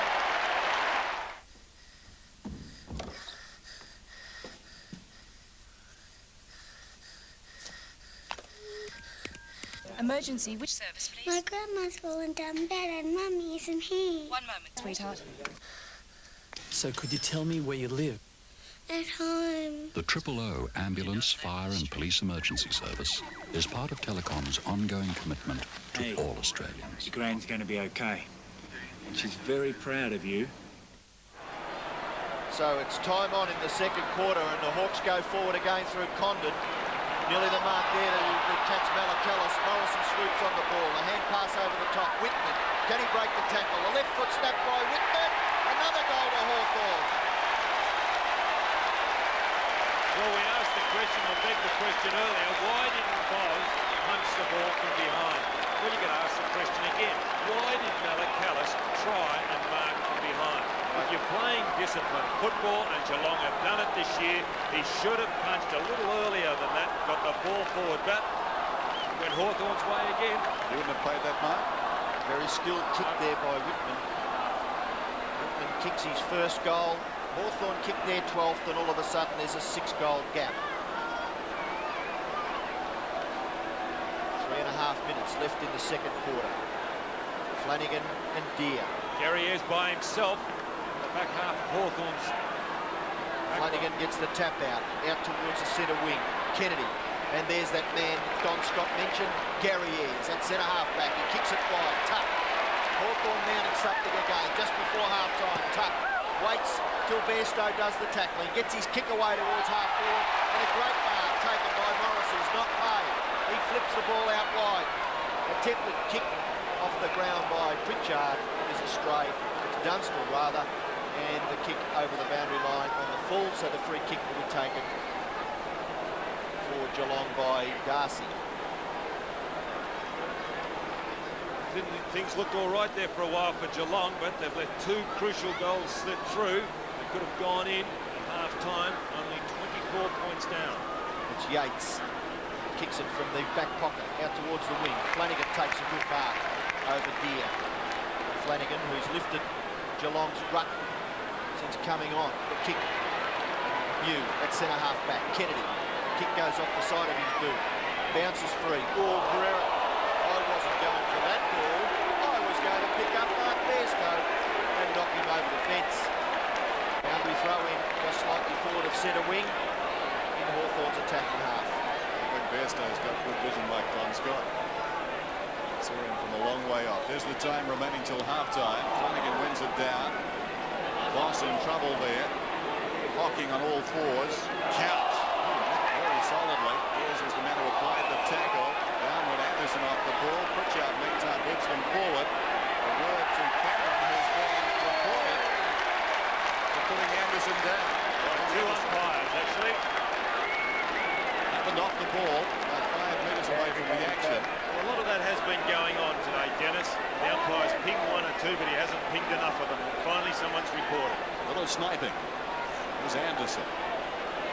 12-8 to 7-2. 4 of those 7 goals for Geelong have come from the boot of their champ, Gary Ablett. Hawthorn prevailing. Anderson, a long kick. They contest about 30 metres out. Ledner over the top has paid the mark. It's not good football. Okay, he took the mark, but behind he should have punched the ball. He's in the back pocket. Look at the way Hawthorn take the mark. Ledner. Oh, they sold Boss into deep trouble. Boss, the hurried kick towards centre wing. Flanagan goes up, sandwiched between 2 Hawks. Waiting behind Couch, great tackle. Collins should have been rewarded, wasn't. It spills to Mew. Looks it back around the boundary line. Over the top. Hughes, I think, was out of bounds. Juggled across. The boundary umpire says that was a mark, surprisingly.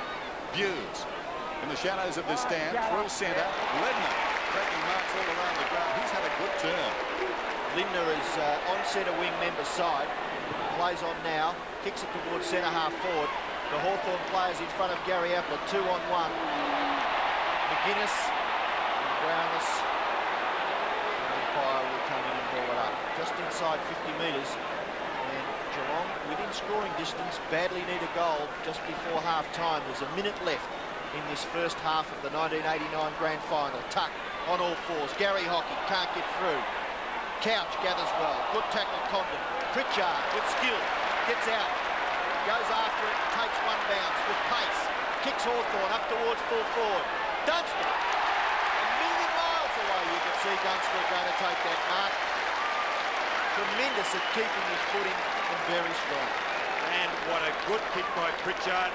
Set up by a bounce down, which Tucker got it to Pritchard, and a magnificent kick by the little rover. Dunstall. Goal number 3. No, he hooks the kick. Goal umpire runs right across, and it's through for a behind. Not a very good kick there by Jason Dunstall. Tim Darcy in trouble. So Yates will kick it in. Fine job Michael Tuck is doing. Tagging Bairstow has had more possessions. And this term he set things up as Yates goes to the outer side. Flanagan up. Dia leads back in the race. Falls over. Anderson close to the boundary line. Played it onto the leg of Hockey. Looks inquiringly at the boundary umpire. Ordinary ball. Half-time siren. And there's our scoreline. The Hawks 12-9-81. Geelong 7-2-44. Well, the Cats came back midway through the term, but Hawthorn steadied and finished full of running. A couple of costly errors by the Cats in defence have hurt them. Ablett and Brereton living up to their billing. Both of them superstars of the VFL, and they've played like that in the first half. Ablett has 4 goals. Brereton put down has 3. He came back to haunt the Cats. Half-time, Hawthorn 12-9, Geelong 7-2.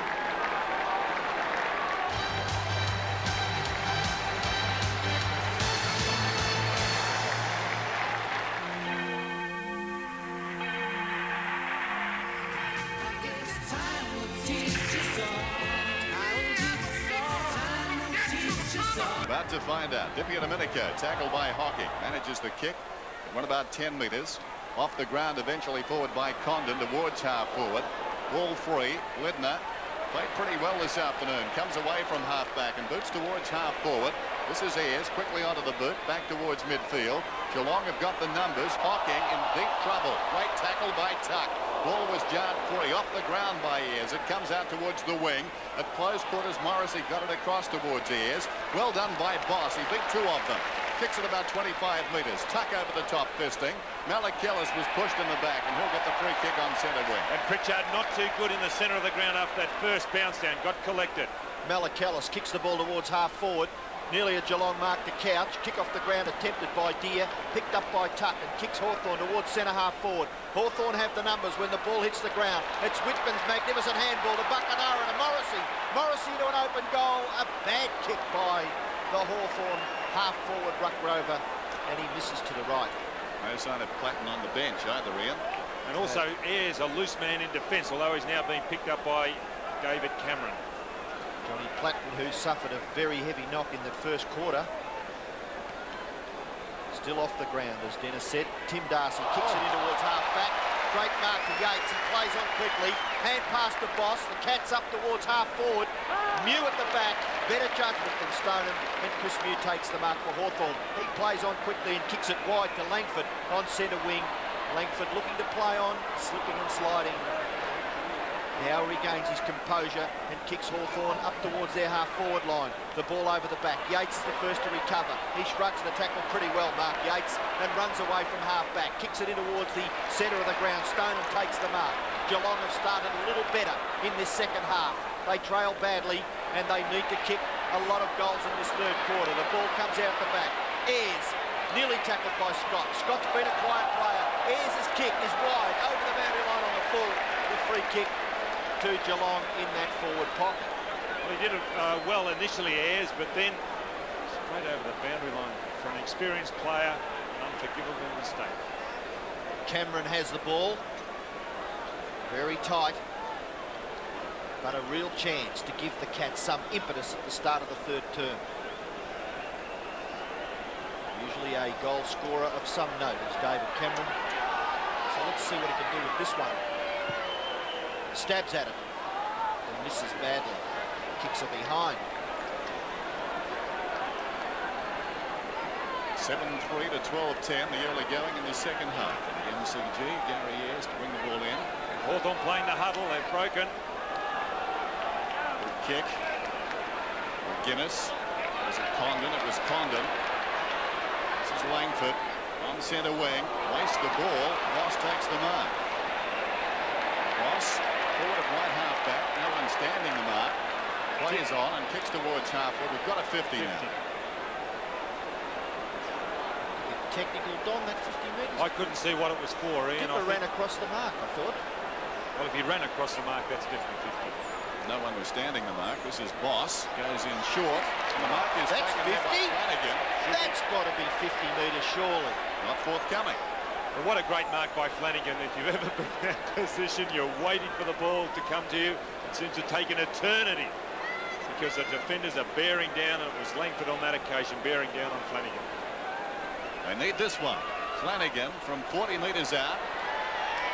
Hits the post. The fates are cruel. Well, if ever they needed some luck, it was there. As I said, we've started this third quarter fairly well. Again, Hawthorn breaking to the outer side. Ayres kicks it. It's a 2-on-1 situation. Langford can't mark. Condon does a good shepherding job. Couch can't quite control the ball. Great play, Hughes, but he's well tackled by Condon, and that's where Geelong are falling down. Free kick has been picked out of it. It's going to Hawthorn, and it'll be taken by Whitman. Hughes looks as if he's playing on the back line now, not roving as he was earlier in the game. Whitman's kick towards half forward. High flyers were Yates and Lindner. The ball comes free to Pritchard. Chance now for Lindner. Just gets his left foot to the ball. 2-on-1 again. Hawthorn outnumbering. Mew comes away with the ball. Mew's kick towards half forward drops in short, and Pritchard takes the mark at centre half forward. He plays on quickly, transfers play to Condon. Condon's hand pass over the top's hospital stuff to Kennedy. Kennedy gets away, but the Cats will get out of trouble. Hamilton's quick kick. It's to the advantage of the Cats because a player out here on his own is Bairstow. Hasn't had many touches, but this could be important. Bairstow's kick towards half forward. Ablett runs onto the ball and crashes into Collins. Langford's there, and Ablett gives away the free kick to Andrew Collins. A little unfortunate for the Cats. Collins out of the back pocket. Centering kick. Oh, well done by Brownless. Going back, Dennis. It's coming back. Well, that's bad luck for the Cats. Brownless showed a lot of courage, running with the flight of the ball. And also a lot of anticipation, but what he has done was jump onto Pritchard's foot, and again, Pritchard not too good. Meantime, plenty happening in this term so far. Collins towards centre wing. The target is Brereton. Hocking fisting away. Slapped out of bounds by Bairstow. So we've got a throw in. Mark Bairstow. Only 6 possessions so far this afternoon. 5 kicks, 1 hand pass. 82 plays 46. Just under 20 minutes remaining in this third term. Geelong need to move and move quickly. This is Gary Hocking, freed by the tribunal to play in this game earlier in the week. In fact, they never got that far. And Ablett on the end of that kick. He is a magnificent mark of the ball, especially when it's high in the air as it was then. Just look at this man's balance. Gary Ablett. He's kicked 4 so far. Marvellous lone hand on the forward line.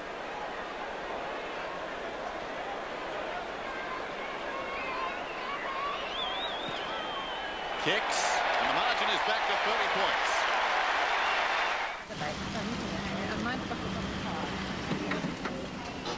A Holden. Since when have you been driving a Holden? Since they made this one. You've been gone a while, son. So, what's under the bonnet? Big V6 with 4-speed auto. You, a V6? I love it. What did I say? It doesn't matter, son. Good to have you home.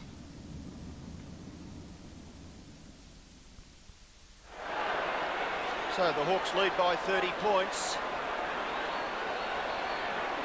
Cats mounting some sort of a challenge. Flanagan doing well in the ruck contest. Couch, can he break the tackle? He just gets his left foot to the ball. No one hard. Ayres drops a sitter. And stuff. The Cats, can they gather the ball? No, it slips through the hands. Now they've got it at centre-half forward. But Collins' desperation. Scott bumps him off the ball. Scott goes after it again. He has the football. The hand pass. Intercepted by Ayres. Ayres close to the boundary line. And the Hawks are out of trouble. The kick comes up towards centre wing. Morrissey close to the football. 4 on 1 now. Geelong must get possession here. Lindner's hand pass is sloppy. Hawking nearly falls over. They're running around in circles, the Cats. Hawking's kicking towards the centre. A Geelong mark. No, Malacallis drops it. They're still outnumbering in that centre circle area. Bairstow's sweeping hand pass out the back. Hughes, a left foot kick by Andrew Hughes. Up towards the goal square. Ablett is blocked off it. Beautifully by Langford. Langford's kick from mid-air goes back towards centre-half forward. Stoneham fumbles. There's a lot of fumbling going on. Bairstow's beautifully tackled, but it's too high, says the umpire, and I couldn't see it. Yes, I agree with the umpire on that occasion, but what the umpire's got to watch out there is when the ball has left the vicinity, players are running in and collecting players well off the ball. And it's dangerous stuff. Well, there was the right arm over Bairstow's shoulder on the replay, so Mark Bairstow has the free kick. He'll have to kick from about 40 metres. Directly in front. A very important kick for the Cats. Bairstow, low trajectory, very straight. A true story of mateship, courage and love. The fall of an empire and the birth of a legend. The Australian film masterpiece, The White Horseman, Sunday. Next on Hinch. Sex before sport. Does it help or hinder our top athletes? No, I really can't sort of say it helps or it doesn't help because I've never tried it before a game. I've always believed, probably superstitiously, that the day of the game it's bad luck. I miss out a lot of the time. Top performers on and off the field. Next on Hinch. Geelong kick coming back. The next goal vital. Lindner has played a wonderful game. In trouble. Pritchard's got the ball. Grabbed immediately by Stoneham. There's the time remaining. And we've got a bounce alongside the centre circle. And Lindner's a loose man coming off the back line for Geelong. Ayres is a loose man for Hawthorn in their back line. Dia wins it down. Taken by Tuck. He's slung. They battle after the ball. Bairstow over the top of it. And get another ball up. So it's back to 24 points now. It was 40 at quarter time, 37 at half time. And the Cats are clawing their way. Inch by inch. Back at the Hawks. Flanagan wins it down decisively. Malacallis, the kick towards half forward. It was touched. Offhand, it spills wide. Brilliant pick up by Hamilton to Couch. He'll go close from 45 metres. It's long. It flews away to the right. And the mark is taken down there by Brownless. Soaring over the top of the pack. What spectacular stuff that was. Ablett went up for the first one. And you thought it was all over. Then all of a sudden, late on the scene, Brownless. Bill Brownless alongside the behind post in the left full forward pocket. Runs around, kicks and misses. Minor score. Just over 16 minutes remaining. Third quarter. Geelong 9-5. Trail Hawthorn 12-10. And Flanagan doing well in the ruck. He's instigating a lot of play for Geelong, beating gear at the stage. Interesting piece of history as Ayres goes in short and finds Langford. Hawthorn have never beaten Geelong in a final round match. The ball on the outer side wing. Whitman leads back in the race. Awkward bounce. Bairstow wasn't watching the ball. Grabbed by Hughes. Scrambles a kick back towards half court. Gary Hawking's got it in the grass. Goes to ground. Surely that was holding the ball. No free. Hughes over the ball now. Grabbed by Whitman. Gets the hand pass away. Hawking's got it on the outer side wing. Releases Couch. Couch running towards half forward. Kicks down towards the pocket. Offhands. Crashing in there was Stoneham. He controls it well at half forward. Stoneham the centering kick. It's intended for Malacallis. He's taken the mark. Down went Domenico off the ball. Malacallis short to Scott. Great play by Geelong, and I think the crowd can sense something here. Gee, you're not a safe man when you're nowhere near the ball. They're taking their eye off the ball, and the opportunity presents itself. They'll clean you up there. Players on both sides. Tremendous character being shown by Geelong. They trailed 8-4 to 2 goals. At quarter time, that's 40 points. And now a chance to get within 3 goals of Hawthorn, and Scott misses. A bad miss by Robert Scott. It's his second kick for the game. He's got to lift Robert Scott. 22 points the margin. It could easily have been 17. Mew has the ball. No one really to kick it to. Yes, there is. Langford on his own at centre-half back. Unbelievable stuff by the Geelong forwards. Langford. That's Ablett's man too, Ian. Now he kicks the ball towards centre-half forward. A high drop punt kick. The ball goes through the back. Hocking gets the hand pass out to Buse. Buse backs himself. I don't know why. Neither does Don Scott. Kick off the ground by Pritchard, or from mid-air. Goes up towards Dunstall in the forward pocket. But he can't reach it. And Don, what have you got to say about Andrew Buse? I don't know. You'd be tearing your hair out, wouldn't you? He's not doing the instinctive thing. He thinks he can run around. You can't do it in a final. Just get it on your boot. Put it down the ground to the advantage of your teammates. And still in the third term, he continues to do so. The Hawks lead by 22 points. Runs, who's been quiet, scrambles a kick forward. Buckenara just inside 50. Goes long down towards full forward. He's astray and through for a minor score. Just over 13 and a half minutes remaining in this third quarter. Alan Jeans looks on, his 8th season at Hawthorn. Tim Darcy to kick in. One senses something's brewing at the MCG. There's the time remaining. Short to Hamilton from Darcy. Hamilton with time and space. Bounces once. Kicks towards centre wing. Hocking from behind. A hand on the back of Kennedy, not seen. Hocking was held without it. No free kick. Gathered by Morrissey. Cragen popped one from Dippy a minute ago. He will be reported, I fancy. He's reported. Well, it's been coming because Dippy Domenico's gone at 1 and 2. He went at that time at Hocking and he got caught. And Hocking not too good. Gary Hocking sitting this one out at the moment. Maybe Hawthorn just starting to square the ledger because Platten went off. Brereton was hurt earlier in the game. Not the best time to square the ledger, as you can see. He found his mark. But Dennis, if you're going to do it on centre wing because you're really not giving any advantage to the team. Well, the ledger that counts is squared away at 5 o'clock. That's when they rule up the bottom line, and Geelong aren't spent yet. That hurt. Hocking towards half forward, kicks it straight out of bounds. So he's shaken up a little bit. And the kick will be taken by Condon. No, it goes back to Deer. Deer forward at left half back. Tough, spiteful at times, game of football. Deer long towards half forward from behind Brereton. Strong mark. Too far out to score. Dunstall goes on the lead to the pocket. That's the direction the kick takes. Hawthorn player down off the ball. Missed down there in the pocket. Anderson scrambles towards goal. What a massive goal. It's been quite a night. We've had some fun. We must have danced with everyone. And now it's looking like that time of day. The footy's over. They've all gone. You didn't even see who won. And now it's looking like that time of day.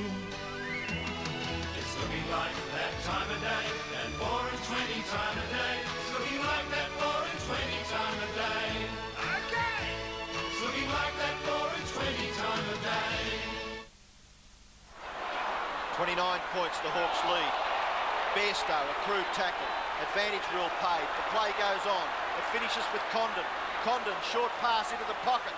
Two Hawthorn players racing for the ball, Curran and Dunstall. But the bounce does not favour either one. So we'll have a boundary throw-in in the right forward pocket for Hawthorn. Very important 10 minutes now, or 12 minutes for Geelong. They must try and bridge that gap before three-quarter time.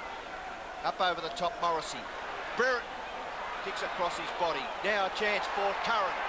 Curran's kick. Oh, magnificent stuff.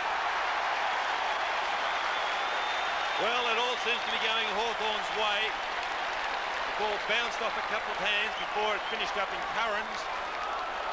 And he really didn't have a deliberate shot for goal. He put the ball high, hoping. There was Morrissey over the back. A good smother there by Geelong. And a high ball from Curran.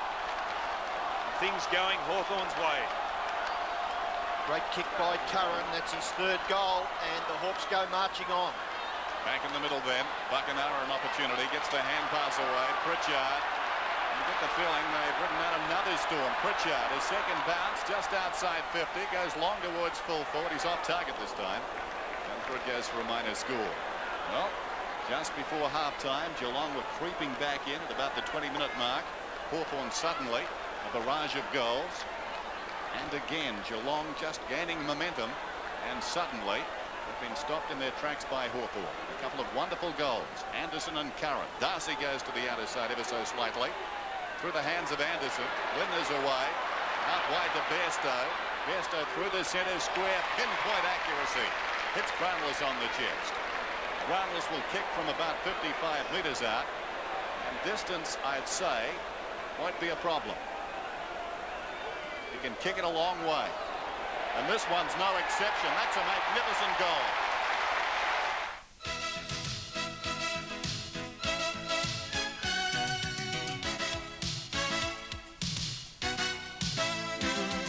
I don't smoke. It's the only way to stay ahead of the game. Winners are winners.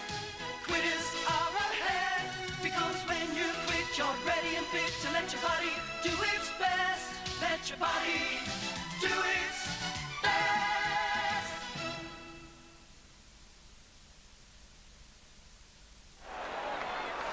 30 points, Hawthorn's lead, and we've got 10.5 minutes left in this third quarter. But it just appears as though they play catch-up football. The ball at centre-half back. Now Yates can't break away. Bruns tries to tap it to the advantage of his side. Couch can't get clear. Buckenara the tackler. The ball runs free. Collins gathers well. Kicks it wide towards the wing. Hughes drops what he should have taken. Chance now for Flanagan, and he bustles his way out. But Ayres is there to tidy up for Hawthorn. Ayres kick high in towards the forward pocket, and Dunstall takes the mark as Darcy. That'll be 50, should be 50 metres. Well, you've picked it, Don. That'll put the Geelong defender right on the goal line. And another crucial error. That was bad luck for Flanagan on the outer side wing. He hand passed to a name, didn't he? He was called. But then again, it was also a bad mistake by Andrew Hughes again out on that edge of the square. But Dunstall, who has kicked 2, surely will kick his third, and he does so. As soon as Geelong mount a challenge, it's always answered by Hawthorn. And Hawthorn are retaining their composure. Ayres drifting well up from the back line, sent the high ball. And it had to be a 50-metre penalty against Darcy. If anything, Flanagan should have gone straight down the ground with that hand pass. And Dunstall, not a problem. His third goal. Kicked 6 goals last time he played. That was against Essendon. In actual fact, today he's kicked 3 goals, 3. And that's his yearly total to 137. Of course, 7 goals in last year's grand final, a winning effort against Melbourne. 10 minutes remaining in the third quarter. Hawthorn out to a handy lead yet again. 102-66. Rucks go at it. Flanagan wins it down, and again. Kennedy put down by Hamilton. Malachelles has got the run of it. Sweeping hand pass to accommodate this man Cameron. He runs to 45. He goes long. It's home.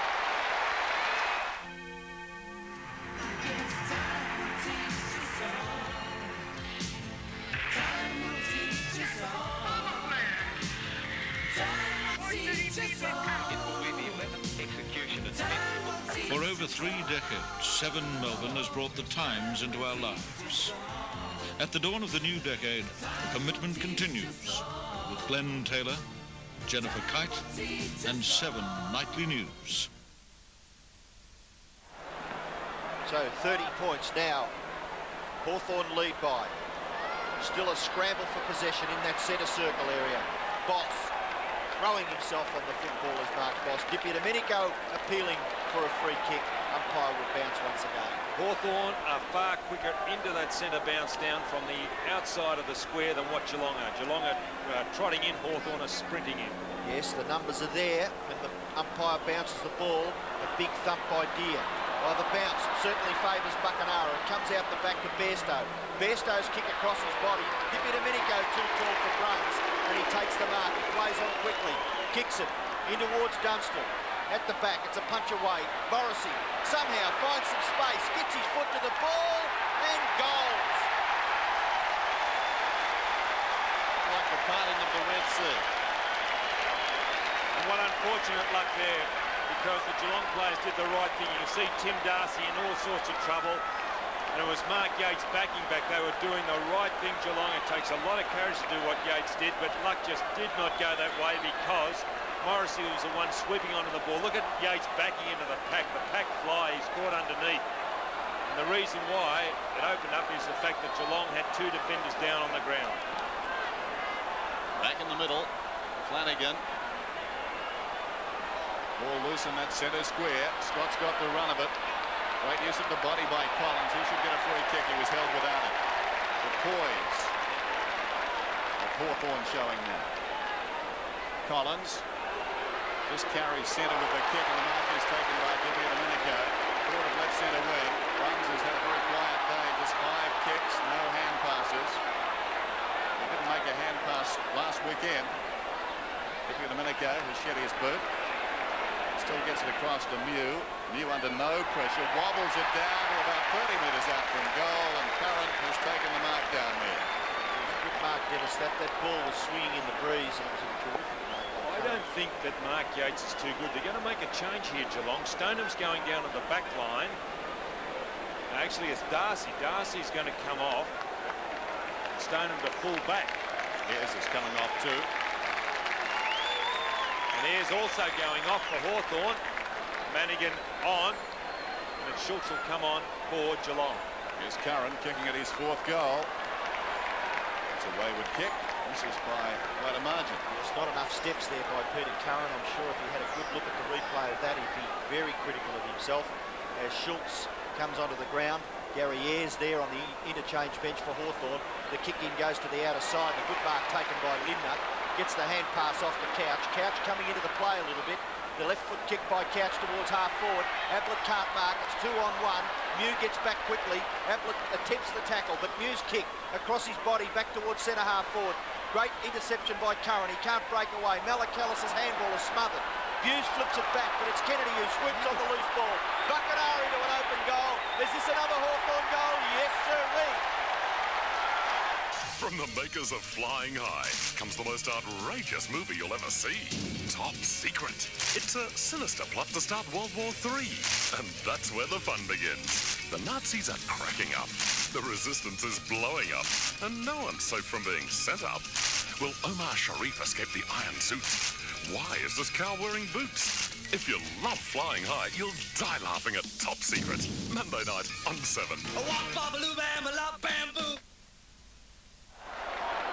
We headed to back-to-back premierships for Hawthorn. 17-13, 11-6. It's beginning to look that way. Back in the middle, Couch has other ideas. Left the ball behind, though. Off the ground by Pritchard towards half forward. Curran's got the run of it. He's been a very valuable forward. Gives it across to Buckenhara. 52 metres out. He pulls it down towards the pocket. Brilliantly controlled on the half volley by Dunstall, who pulls it back. But Hocking's in front to take the mark. Stephen Hocking to Boss. Deep in defence. Finds Schultz on the outer side. He runs to left half back and kicks towards centre wing. In front coming up the ground is Stoneham. Couldn't hang on. He's going to get a free kick. Pushed in the back. Stoneham on the outer side wing. Once more, Geelong have fallen off the pace. Stoneham towards half forward. Ablett comes over the top. Couldn't hang on. And this is young Madigan coming away from half back. A surprise selection this week towards half forward. Boss bumps it forward. Lindner, probably Geelong's best player, in traffic. Hand pass comes to Buse. Buse gets around Lindner. Unloads into the forward line yet again. Kennedy in front. Ablett over the top. Oh, what a mark. He is an amazing player, Gary Ablett. What an amazing mark. And there's Gary Ayres. Now, he's not too good if he's going up into the change rooms. John Platten is already there. So Hawthorn might be a case of the walking wounded. And here's Ablett, number 5. Number made famous by Polly Farmer at Geelong. It's worn by distinction by this man. A record riding on this kick. Ablett shooting at his 6th. Most goals in a final series. He puts it through. Yes, I suppose he and Darren Flanagan are the only shining lights for the Geelong side. He certainly has performed well. Not only the fact that he has kicked goals, as Dennis mentioned, that's his 6th on a record, and I think by memory he breaks a record set by Kevin Bartlett. In 1980, Don. Kevin Bartlett held the record. which was 21 Or goals. was it Ron Todd? Might have to go back through the history books, but it could have been Ron Todd. Well, the ball's bounced back in the centre. Flanagan comes away and kicks it directly towards goal. Can the Geelong mark be taken up here? Ablett gathers the ball at ground level. Good interception by Collins. Great play by the Hawthorn back pocket player. And his short kick is effective. He finds Buckenara about 30 metres further afield. Gary Buckenara, 9 kicks and 6 hand passes. This kick is effective. He finds Deer just a little closer to the Hawthorn goal. Greg Deer goes to play on. The kick is wide. Yates over the top, punches the ball away from Curran. At the back, gathered by Boss. Up against the boundary line. He's pushed over by Brereton. And we'll have a boundary throw in at half forward for Hawthorn. Michael Roberts on the boundary line has a report on Gary Ayres. Gary Ayres was taken straight up. He hobbled off stiff-legged. He's done his right thigh, and Tim Darcy has his knee in his right knee in ice. Thanks, Michael. So it's an all-star medical room as far as the Hawks are concerned. The great players injured today. We've got Clatton and Ayres in the room. Brereton on the ground. He's pretty shaky out there too. Put down in the first 15 seconds by Mark Yates. Picked him off as he went to the centre square. Boundary throw in, forward of centre wing for the Cats. And a free kick in front to Flanagan, who's tried very hard for them this afternoon. Actually doing very, very well since coming on at quarter time. Kicks for open space. Tuck goes back with courage and takes the mark. Michael Tuck, 4th season as captain, swings it out wide. Mark is taken on the outer side by Langford. Closing him down is Ablett belatedly. 17-13 to 12-6. Just over 3 minutes remaining, 3rd quarter. Kick towards half forward. Over the top, Couch fists away. Opportunity forward for Cameron. He falls over. Madigan did well. Got it across to Condon. To Anderson. Anderson 35 metres out and closing. Is he accurate? Yes, he is. The 7 Network presents one of the finest motion pictures ever made in Australia, The Light Horseman. 800 Aussie men against an empire. The British called it suicide, but this was to become Australia's finest hour. A true story of mateship, courage and love. The fall of an empire and the birth of a legend. John Blake, Peter Phelps, John Walton, Gary Sweet, Sigrid Thornton and Anthony Andrews in The Light Horseman, presented by Toyota Sunday. Just under 3 minutes left in the 3rd quarter, and the Hawks holding a very, very handy lead. Bruns gets the football on centre wing. He punts Geelong into attack. Up towards half forward. Stoneham can't mark. Mew first to recover. A kick across his body and chipping in as Bruns to take the mark between the wing and half forward. His hand pass goes off to Boss. Boss's left foot kick to full forward. Brownless can't mark. Ablett takes possession. Kicks the ball across his body. Is it another goal? It's very close. No, just to the offside of the goalpost and through for a behind. Gary Ablett's first behind. He's blotted his copybook. Yes. Well, 6 goals won. I think we'll excuse him. His performance hasn't been all that bad. John Kennedy, a short kick in from full back. The sun shining brightly. Condon had to guard his eye to take that mark. Good tackle by Hamilton. And Condon's kick finds the safety of the boundary line, fortunately for the Hawks, on the 50-metre line. How about Gary Ablett? 34-24 in his last 6 matches, Robert. Terrific stuff by Gary Ablett. And he's playing a one-man band up there on the Geelong forward line. The boundary throw in now. Madigan streams through. Great play by the youngster. He backs himself and kicks Hawthorn into attack. Up towards half forward. Brereton can't mark. Closely contested by Yates, but Brereton somehow gets out the back door. Kicks it up into the forward pocket. The bounce goes through all players. Stephen Hocking first to recover. And he kicks it wide to the boundary line on the members' side. The bouncing ball a little too close to the line for Neville Bruns. Have a boundary throw in just outside 50 metres for Hawthorn, and one gets the feeling that the Hawks are coasting. Back-to-back premierships at stake here for Hawthorn. There's the scoreboard. 121 plays 79 in the dying seconds of the 3rd quarter. Anderson paddles the ball to himself. Hocking goes back. Good tackle by Dunstall. Somehow the ball comes out to Linden. The short pass, no mark to Bruns, but he plays on quickly at half-back. Neville Bruns kicks it across the centre.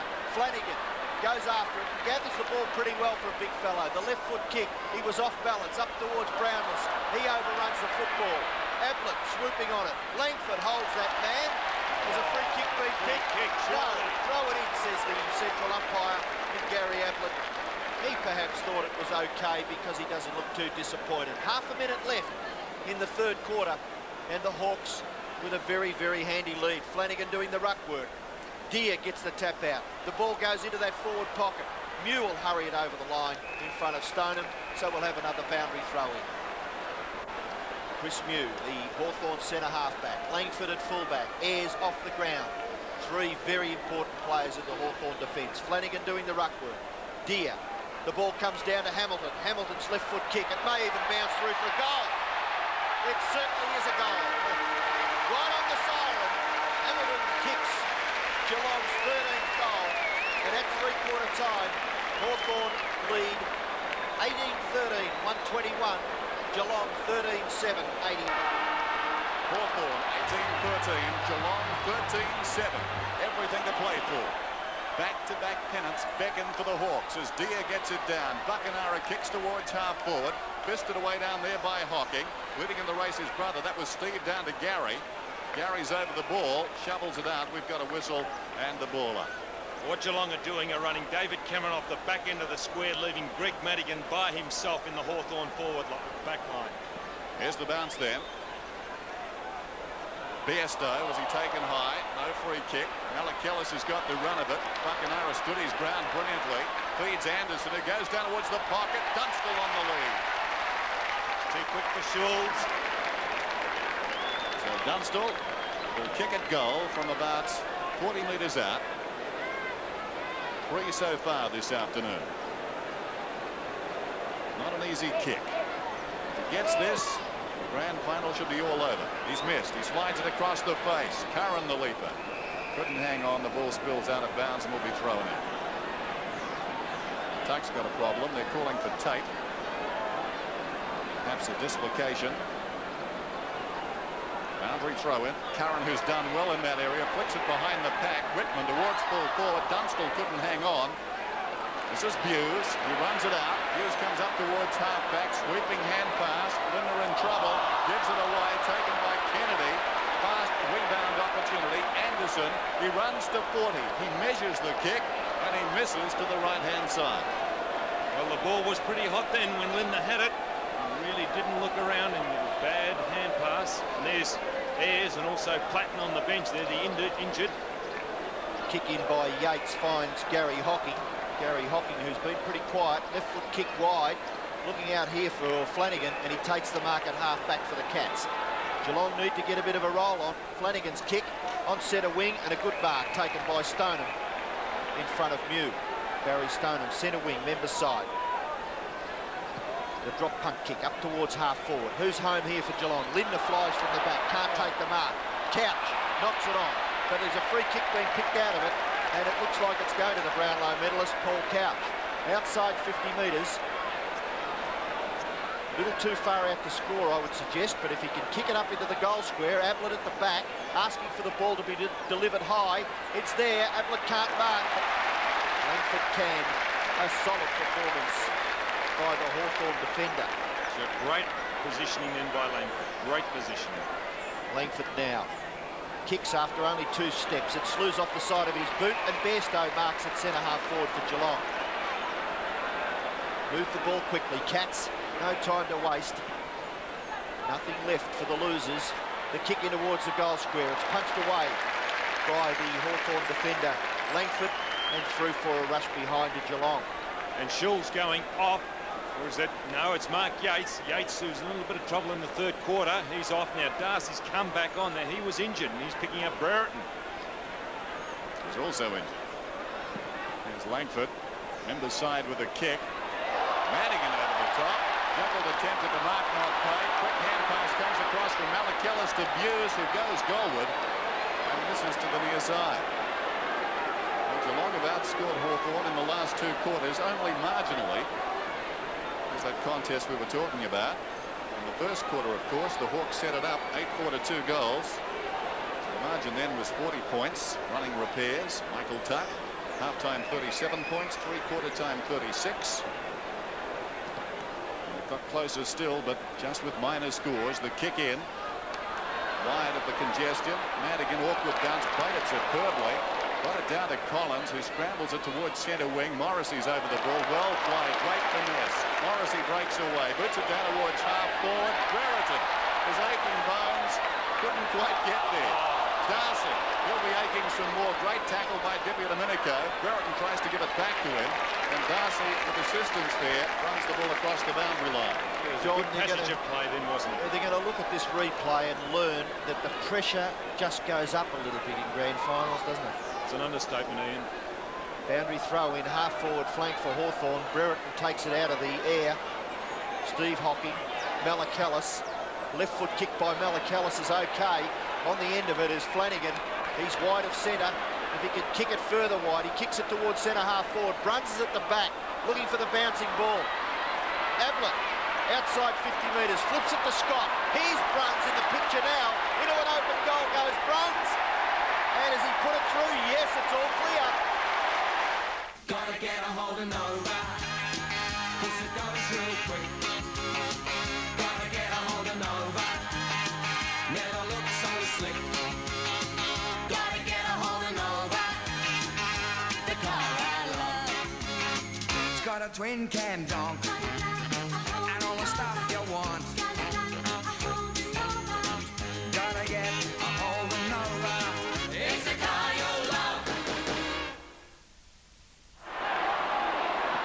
Is back to 29 points. They will not lie down as Flanagan, who's done superbly, got it down. Hughes couldn't control it. Morrissey got the kick away. Or was it Whitman? It was Whitman. Morrissey gets the hand pass to Pritchard, who goes in short. This is Buckenara, and Buckenara gets the quick reply.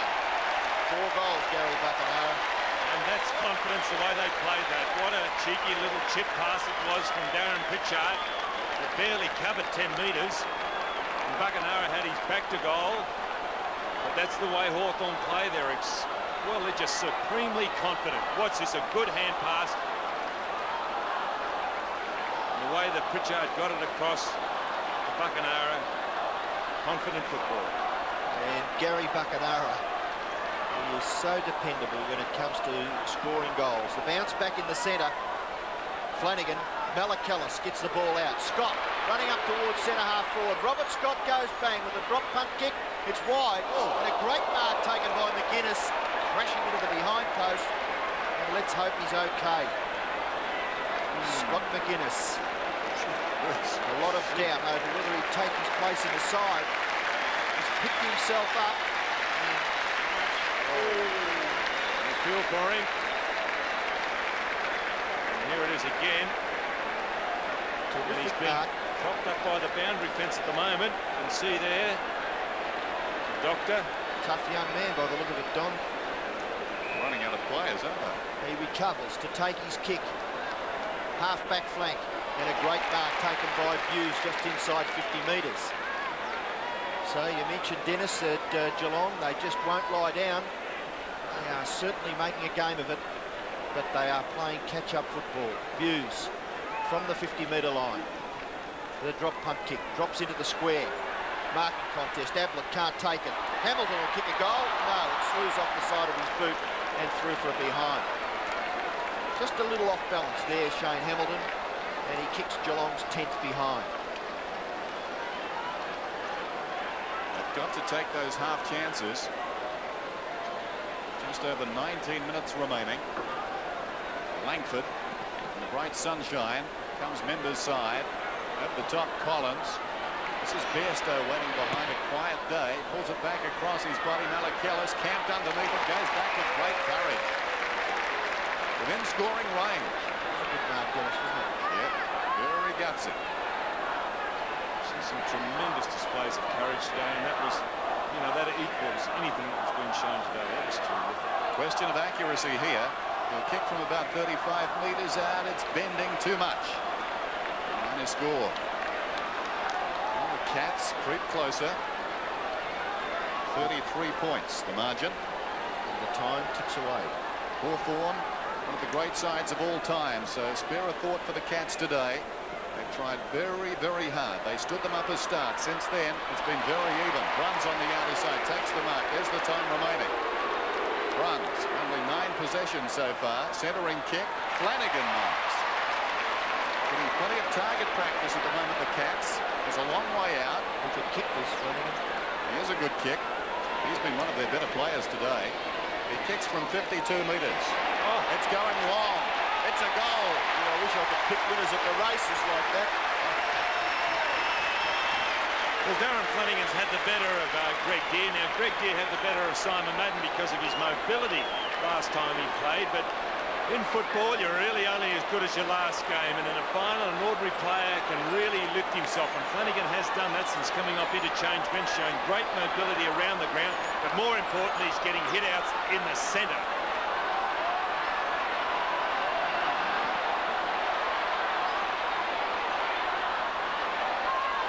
Geelong get the ball out of the centre again. It's up towards half forward.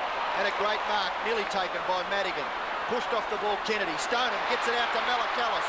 The short chip is effective. And the mark is taken by Gary Ablett.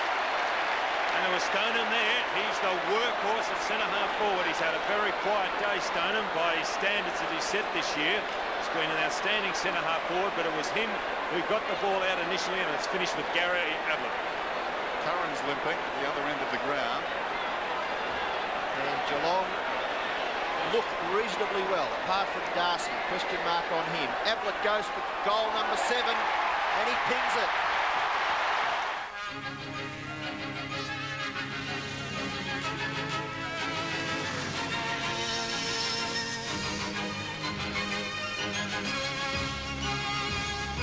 Where do millions of jets, helicopters, planes, trains and trucks go when they're low on fuel?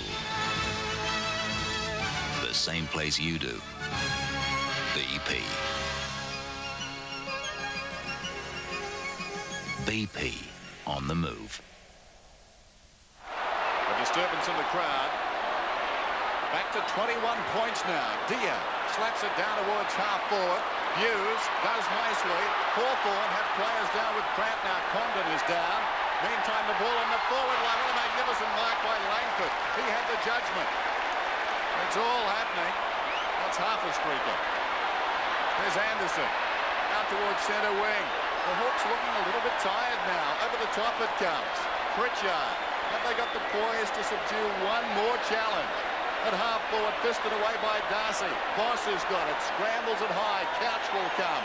Fisted away by Condon there. Hughes did well. Couch confronted and runs away. No, great tackle. Whitman ran him down. Curran's got it. Kicks to about 20 metres out. Dunstall. Great use of the body. Has taken this mark. And maybe now they can quell this uprising. Gee, they've made some mistakes, Geelong. Couch on that occasion then. Yes, they're running into wrong positions, aren't they, Don? They're just trying to do too much. I think it's a home and away game. Dunstall has kicked 3. Make that 4. Well, a lot of Hawthorn's goals have come through Geelong mistakes, and that one came through a Geelong mistake. Why they try and run around and get themselves out of trouble on a half-back line in a pressure game? You can only do the instinctive thing, but Geelong are not doing it. Perhaps their instinct is all wrong. But a great goal by Dunstall. Yes, they've just had too many options up forward. Hawthorn, Curran has kicked, Peter Curran has kicked 3, Brereton has kicked 3, Dunstall 4, Buckenara 4 and Anderson 3. And they've really shared it around the Hawks. Of course, Jason Dunstall, the leading goal scorer in the competition this year. Couch takes it out, gets the hand pass to Bairstow. Here come the Cats again, up towards half forward. Nearly the gather by Ablett. The ball out the back to Collins, who tries to flip it out, and he gets it to Madigan. Madigan, fumbling was Mew. Scott, opportunity for Whitman. Here's Ablett swooping on the football. Well tackled by the brother-in-law Tuck. The kick goes into the pocket. Hamilton close to the boundary line. Can he keep it in? He's one out. He flips it out the back. Close to the line again. Give it a Domenico. Gets the hand pass back. Collins clears for Hawthorn. Back in towards the centre. The mark is taken by Flanagan. Geelong still got their foot on the pedal. They're motoring home. Flanagan's kicked to half forward. The mark is taken by Stoneham. And he's right on the 50-metre line. Can he kick the distance? Well, at this stage of the game, I've got my doubts. Early in the game, I think he'd make the distance. You're not much of a gambler, are you, Don? Not at this stage, Ian. Well, I'll have a go. I'll say he'll kick it. Barry Stoneham, a tremendous player. Been a little quiet. Centre half forward for the state side earlier in the season. Stoneham gets under it a little bit. The drop punt kick gets the distance and the accuracy. To the international track at Mount Panorama, they come from all over the globe. The world's hottest road warriors, the world's fastest production cars, for the year's biggest live sporting event. 350 million people in Australia, the US, Europe and Asia will catch the action from 31 cameras and 8 race cam units, travelling at a heart-stopping 260 k's. The Tui's 1000, the biggest live sporting spectacular of the year, only on the 7 Network. An outstanding grand final. We're back to 21 points again as the Cats simply keep on coming. Flanagan knew the hurried kick, plenty of time remaining. Brereton's in front, Darcy over the top. Boss has got it now, puts it back towards centre wing. Deere is tired, fists away. Dippy Domenico on the outer side, out of the traffic, hooks it towards centre half forward. Hawthorn have got the numbers. Boss flew over the top. Morrissey breaks away. Morrissey runs to 35. Left foot's towards goal. And he's missed. Actually, he was pushed onto that by that bump by Bairstow. Morrissey. Maybe Bairstow should have retained him by a tackle. 1:13. Beautiful day. Ideal conditions. Ball on the outer side. Winders over it. Shovels it up. Buckenara goes to ground looking for a free kick off the ground there by Darcy. The whistle's gone. Buckenara's free. Bit lucky. His contribution has been valuable. 4 goals. Wonderful play. Down towards the pocket he goes. Dippy Domenico. Could have got 50 perhaps had he been collected. He plays on. Kicks towards goal. Kicks are behind. Don't know what Linda was thinking about there. Stupid play, Dennis. Yeah. Hawk supporters looking a bit anxious there, Dennis. Yes, emotions running high. Schulz kicks in. Members side. Cameron in front. Takes the mark. Good mark, that one. Yes, Cameron at half-back. And they must move it quickly.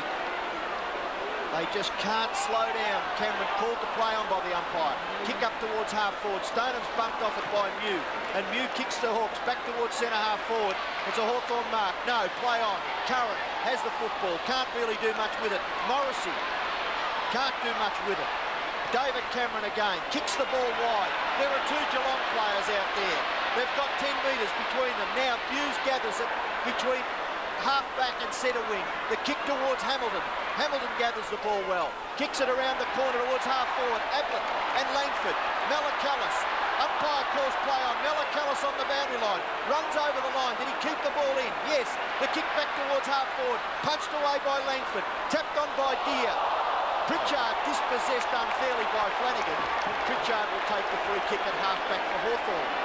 No, that was accidental. Nonetheless, quite deemed it too high. Darren Pritchard, 21st possession. Kicks the ball high towards centre wing. A big punch from behind by Limner. The ball goes back towards half-forward. The bouncing ball a little awkward for Tuck. And he puts his body in a great position and he's rewarded with a free kick. So Michael Tuck, will he be the man to hold the Premiership Cup aloft at approximately 10 minutes past 5? Michael Tuck's kick towards half-forward. No mark taken. Good punch away. Condon. Well tackled by Bruns. Buckenara's there again. He's tackled by Darcy. The ball comes free. Curran gets it back to Brereton. Brereton's hand pass arrogantly to Deere. Condon. Should have been tackled by Cameron. Condon rides the bump. The ball comes to Gary Hockey. He gets the hand pass wide. Opportunity for Flanagan. Hand pass to Couch. Couch on the left foot. Kicks the Cats up towards centre half forward. It's 1-on-2. Stoneham can't mark. John Kennedy takes the ball away. It's action aplenty. Buckenara's kick towards half forward.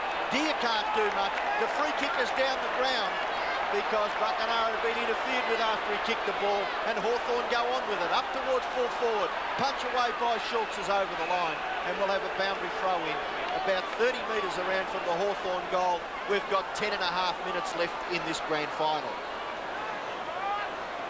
Throw in. Curran behind the pack, taken by Boss. He's playing. Down goes Curran. Tries to kick it forward.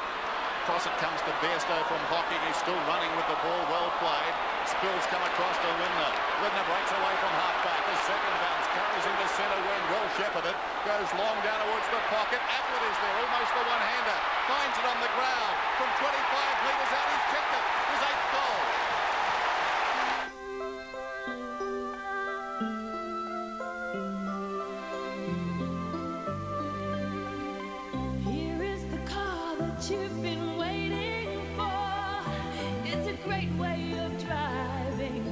whole lot more.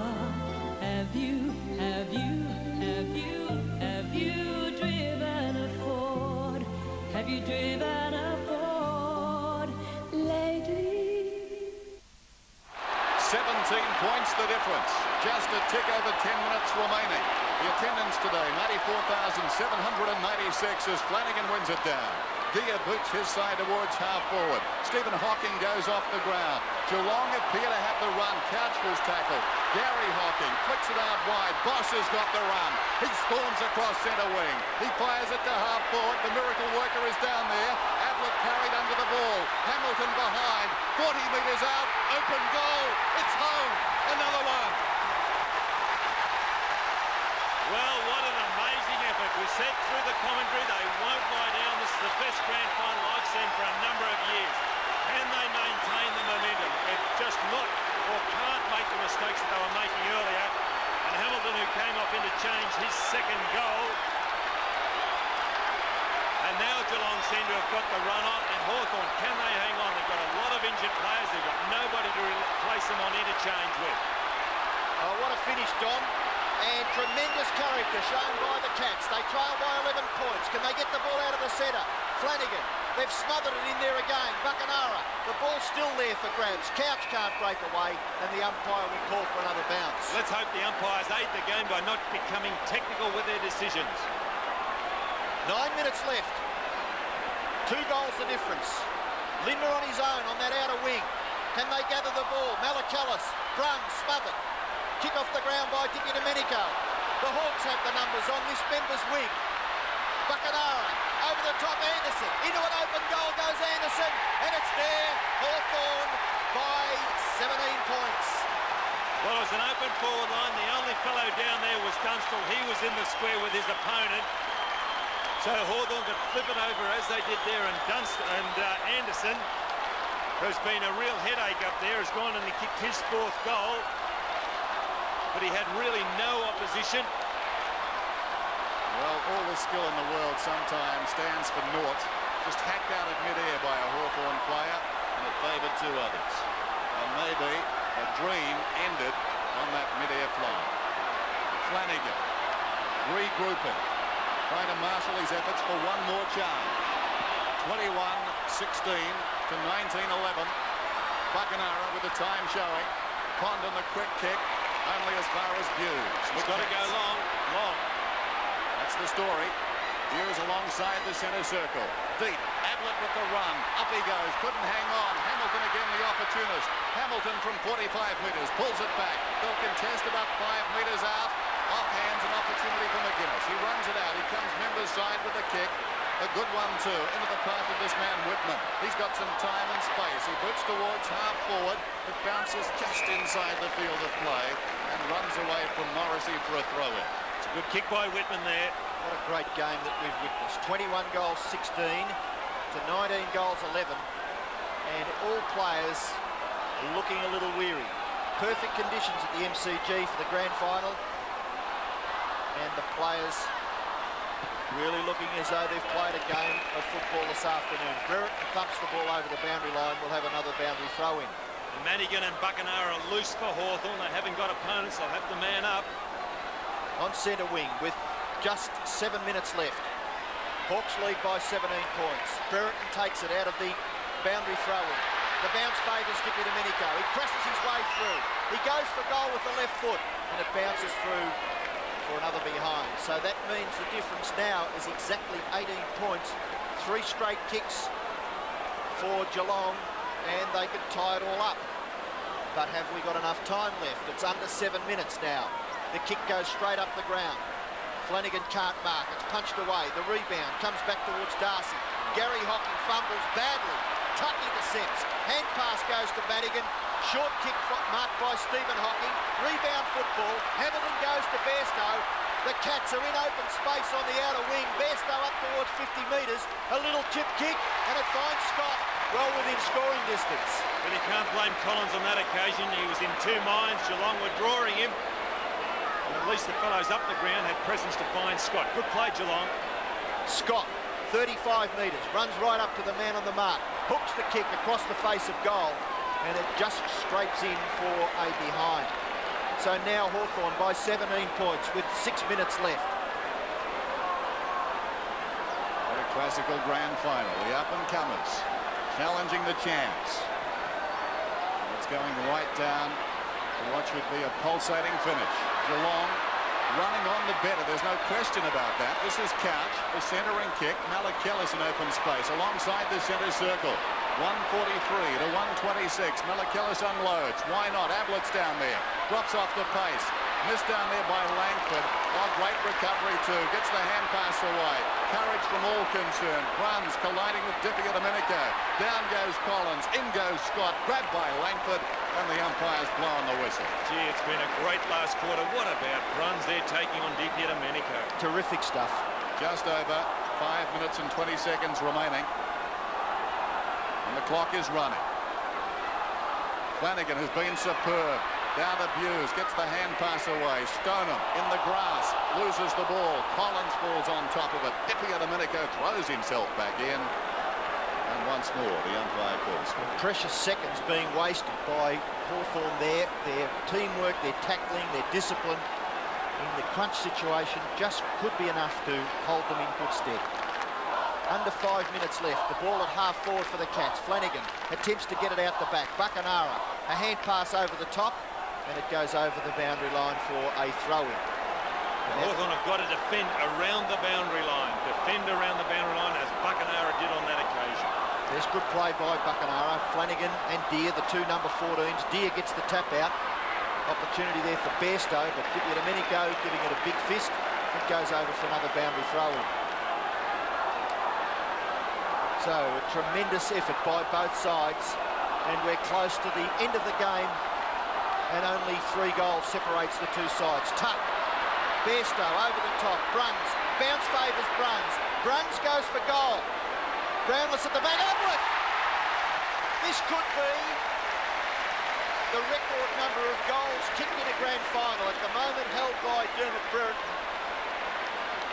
Gary Ablett has kicked 8, a chance to kick his 9th. That mistake coming from his brother-in-law, Michael Tuck, on the outer flank, the back flank for Hawthorn. Here goes Ablett for goal number 9, and he's threaded it. Surf's up, and it's time to get back to the beach with all those surf saga stars you know and love. Frankie Avalon, Annette Funicello, plus Don Get Smart Adams, Bob Gilligan Denver, Pee-wee Burt's the Word Herman, and the greatest collection of surf-mad loonies and layabouts ever in one picture at the one time.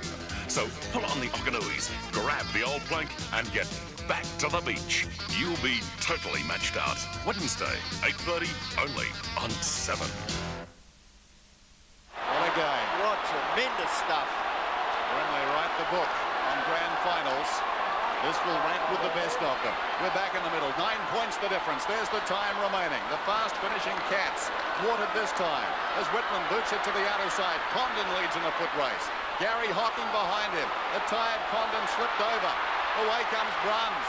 Bruns on the outer side. Kicks towards centre wing. They're fighting for their football survival now.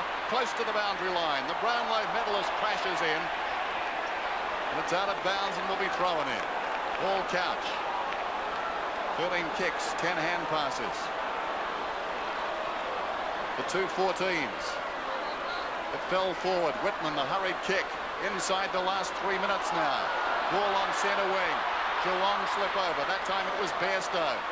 Morrissey the hand pass away.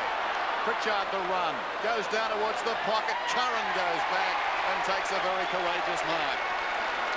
The luck of the draw there where the kick came off the Hawthorn player's shin and Couch slipped over. Unbelievable. So we're down to 2:35 now. Peter Curran deep in the left full forward pocket. He's kicked 3. Clock is running again. Whistle time on. Peter Curran.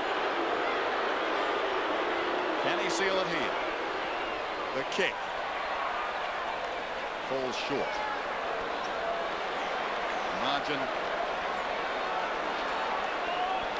132 to 144.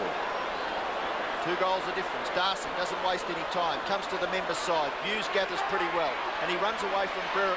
He's up towards half-back. No one really to kick to. It's right on this member's wing. Collins will take it over, and that'll waste some more precious seconds for the Hawks. They lead by 2 goals. 21 goals 18 to 20 goals 12. A fantastic game of football, the 1989 Grand Final, in perfect conditions here at the MCG. Couch finds some space, but he's well tackled. He gets the hand pass back. Hamilton somehow gets his foot to the ball. Up towards half forward. Stoneham flips it out the back, but Collins is the first there for Hawthorn. He kicks it across his body, and fortunately for Hawthorn, Darren Pritchard is there, and he takes the mark on centre wing. Well, Hawthorn slowing it down. That's what they've got to do. A minute and a half left. Pritchard has the ball. His 23rd possession. And Pritchard doesn't waste any time and kicks it now up towards the 50-metre line. The Geelong defence punch it away. Hockey transfers play to the opposite side of the ground. Dippy Domenico can't mark. Linda a little late on the scene. Hamilton gathers. Kicks it to Scott. This could be another Geelong goal. There'll be only one kick in it if Scott can get the ball. He gathers well and kicks it to Cameron, who's marked 40 metres from goal. He'll have to kick it quickly because there's under a minute left. Cameron, move it. Panic stations. Taking too long. David Cameron has kicked one. David Cameron has kicked 2. That'll stop the clock.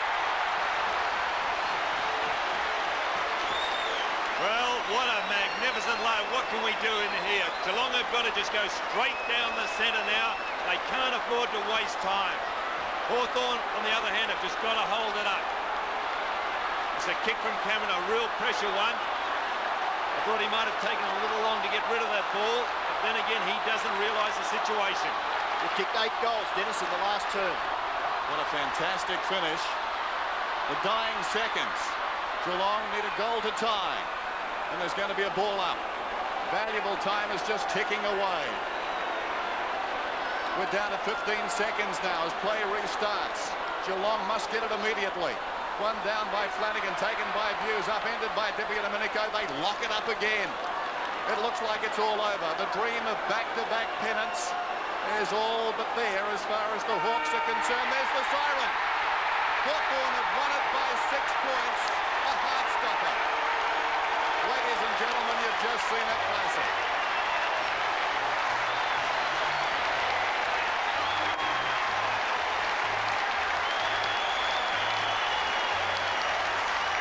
Amazing scenes at the Melbourne Cricket Ground. Alan Jeans has made history for the proud Hawthorn Football Club. The heads are bowed at Geelong, but what a magnificent performance by the Cats. They stood them up as start, perhaps one of the great teams of all time. Not perhaps, definitely one of the great teams of all time. They stood them up as start at 40 points, and they reeled them in. Hawthorn, of course, would say Platten was down. Brereton was hurt in the opening minutes. And, of course, Ayres as well.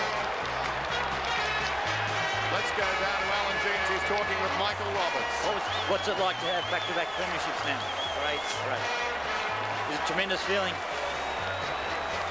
How can you get a word with a coach? That's a tough interview to do, isn't it? Very difficult because he's got to be very emotional.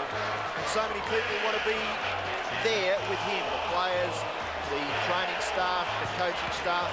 It's a pretty exciting time. And a great effort by Hawthorn to hang on. And the other thing you've got to consider is that they were the walking wounded at the end there. Let's go down to Gary Buckenara now, talking with Bernie. Gary, you're pretty emotional. Oh, yeah.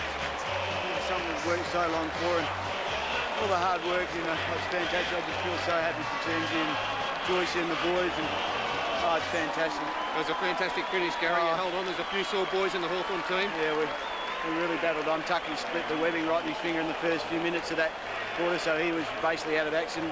About 16 men we had in that last quarter, so it's pretty tough out there. That first quarter, they hit you with everything, didn't they? Yeah, they tried. They gave it their best shot, too. They played well. And you won it for Jeansy? We won it for Jeansy, Joycey, and all the boys who couldn't make it. And it's good to get another one under the belt. Oh, it's fantastic. Well done, Gary. Thanks. Congratulations. Well done. Thanks, Bernie. 8 premierships to Hawthorn then. Their first came in 1961. They've won the last 2. Gary Ablett. What a story that is. 9 goals this afternoon, 8 last week, 7 the week before. It's a good thing there's not a replay next week. He was set for 10. And Jeans I would suggest, Dennis, looking at Tony Peake, who's the promotions manager with the VFL, that Gary Ablett could be the recipient of the Norm Smith medal. Michael Roberts is talking with Dermot Brereton. Back-to-back flags, Dermy, how does it feel? It's a great feeling. We had to, at the end there, whether we were going to make it, they're a great side. A lot of it out here today. How'd you come through? Sorry and sore, but not too much now. You lost lost Platt, and then you lost Ayres, so you couldn't fall over, too many of you. So it was a great character builder, wasn't it? Yeah, character was probably one of the attributes which got us through in the end. Geelong, as I said, were a great side, and they emphasised that by coming back the way they did. And we had to carry on and just grind away at them and hoping the siren was going to go. The character does that. A tremendous effort. Go and enjoy it with the lads. Thanks. Thanks, Michael. From one champion to another, let's go across and speak now with Gary Ablett. Here's Bernie. Yeah, I've got the superstar here, Gary Ablett. Well done, Gary. A record-breaking performance with the 9 goals, but it would have been better to get the win on the board. Yeah, certainly would have, but Hawthorn are a good side, and we give it a good go, but unfortunately we didn't make it. So. Only that first quarter that lost it for you? Yeah, we let them get away with it. We come back, but they were too good for some of those. So. Well, we showed great character today, and fantastic performance. Tremendous, Gary. Let's go down to Ross Oakley now. Long champion, Billy Goggin. This is for the Norm Smith medal. And this will be a tough decision. Gary Ablett has won it. Oh, he was a tremendous player, Dennis. He was the man who was either going to win the game or keep Geelong in it. And with 9 goals, what a fantastic performance. Not too many men have won that from a losing side. I was just going to make mention of that, Dennis. It's a terrific effort. Let's listen. I'd just like to thank to congratulate Hawthorn, and I'd like to thank the Geelong Football Club, and I'd just like to thank God for making it all possible. Thank you. Gary Ablett becomes the second man from a losing side to win the Norm Smith medal.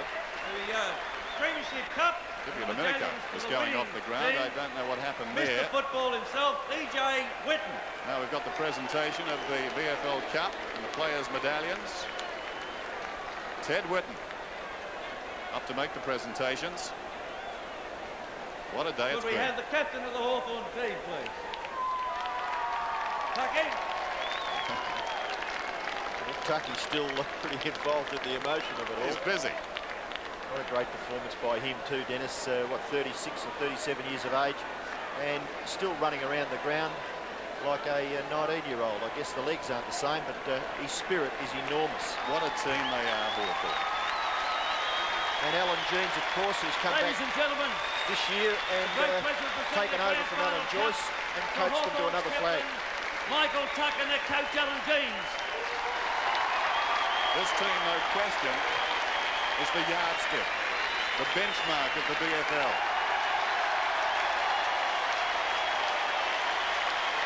And they save at the moment. Just getting back to Geelong again. Wasn't that a fantastic effort by Geelong after kicking, only 2 goals in the first quarter to Hawthorn's 8 goals 4. And at the finish, there's Malcolm Blight addressing the players, which is, I think, is indicative of Malcolm Blight. Fairly composed person and a lot of charisma. Terrific effort. Everybody here got the money's worth. As the old story goes, there had to be a loser. I'm glad we won it today. So I'd just like to thank you very much from the Hawthorn Football Club. That's terrific stuff to listen to Michael Tuck, and the memory goes back to when he came down from Berwick in 1970 as a skinny kid. He was so shy. Gee, he's done a credit. It's a credit to himself the way he's played over these years. And now the medallions.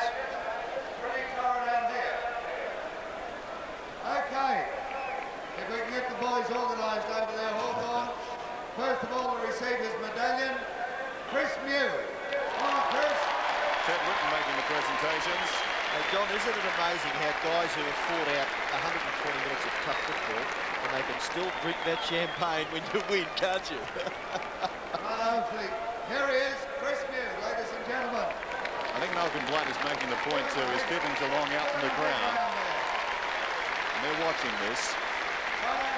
Having been in that situation, Dennis, it really does hurt. Number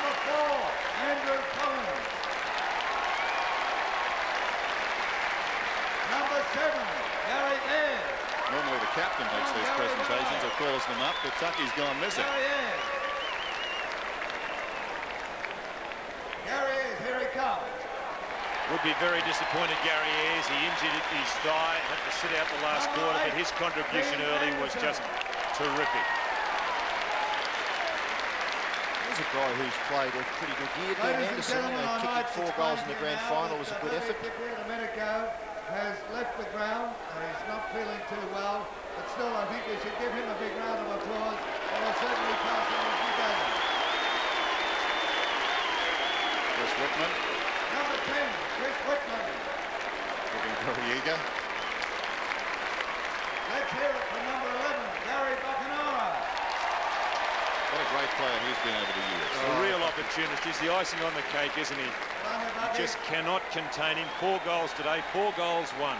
14 kicks and 10 hand passes. Number 14 coming up. Always seems to be in the right place at the right time, Bucky. What about this guy? Well, this is the man that really did get them into the finals. He's just put in a sterling effort all year in the ruck. A lone hand. Pritchard. This man coming up now, probably, I believe, Hawthorn's best player today. Probably a bit stiff too. Don Ablett kicking all those goals, perhaps swinging it, but Darren Pritchard was a tremendous effort all day. Here he comes, Darren Pritchard. Probably blotted his copybook. He didn't kick a goal, but he had 4 points registered. Let's hear it from number 19, Jason Dunstall. 4 goals today, so he finishes the season on 138. And what wouldn't show up were 2 brilliant tackles. Number 20, coming back after injury, Scott McGuinness. What about that collision with the behind post there in the last quarter? And also, he's played with a ruptured ankle, so it was a great effort. Number 23, the kid, Dermot Brereton. Man, they love to have. Oh, what an identity though, Dermot Brereton. And also showed a lot of character. And stayed on the ground, Don, yes. Terrific, because that crunch must have really hurt him. It did hurt. It really did hurt. Chris Langford. And he really did curb the brilliance of Ablett there for a while. It was a great battle between those two. Number 25. Yes, I don't think you'd like to be drawn out of the hat to play against Gary Ablett at this stage, would you? You'd have to be drawing the short straw. Peter Curran also coming into this game. He had fluid on the knee. He was one of the injured players receiving treatment through the week. Number 31, a youngster, only his 6th league game, Greg Madigan. What a great fill that must be. And he looked good when he came on. And did well. He's played his football as a ruckman, but he picked up a half-back flank and did well. Number 34, he's there again, John Kennedy. And he was a very, very good player in the first quarter, John Kennedy. Got Hawthorn going. Very solid citizen. Let's hear it for number 35, James Morrissey. Well, they call him the freak. He did some freakish things today. School teacher at Doncaster High School. Of course, he's here somewhere. I can't see him out in this crowd. Number 44, John Platten. They missed him. Runner up on the ground, though. Looks to be okay, and that's good news.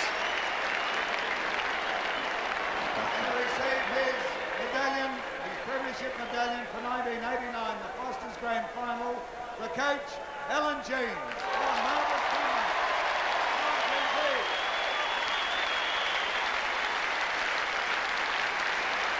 Back-to-back flags. Alan Joyce last season. Fantastic, isn't it? Alan Jeans this season. His 8th year at Hawthorn, of course, a premiership coach at St Kilda. Well done, Alan. A nonchalant wave of the hand. 17, Michael Tuck.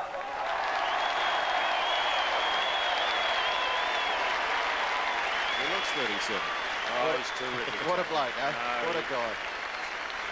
What a guy. Ladies and gentlemen, what a thrilling grand final in the Fosters. So that's it. The presentations have been made. Just repeating. Now will you join Gary us all? Ablett won the Norm Smith medal. He finished with 9 goals. Now, final scoreline in an epic grand final. The Hawks, 21-18, have defeated the Cats, 21-12.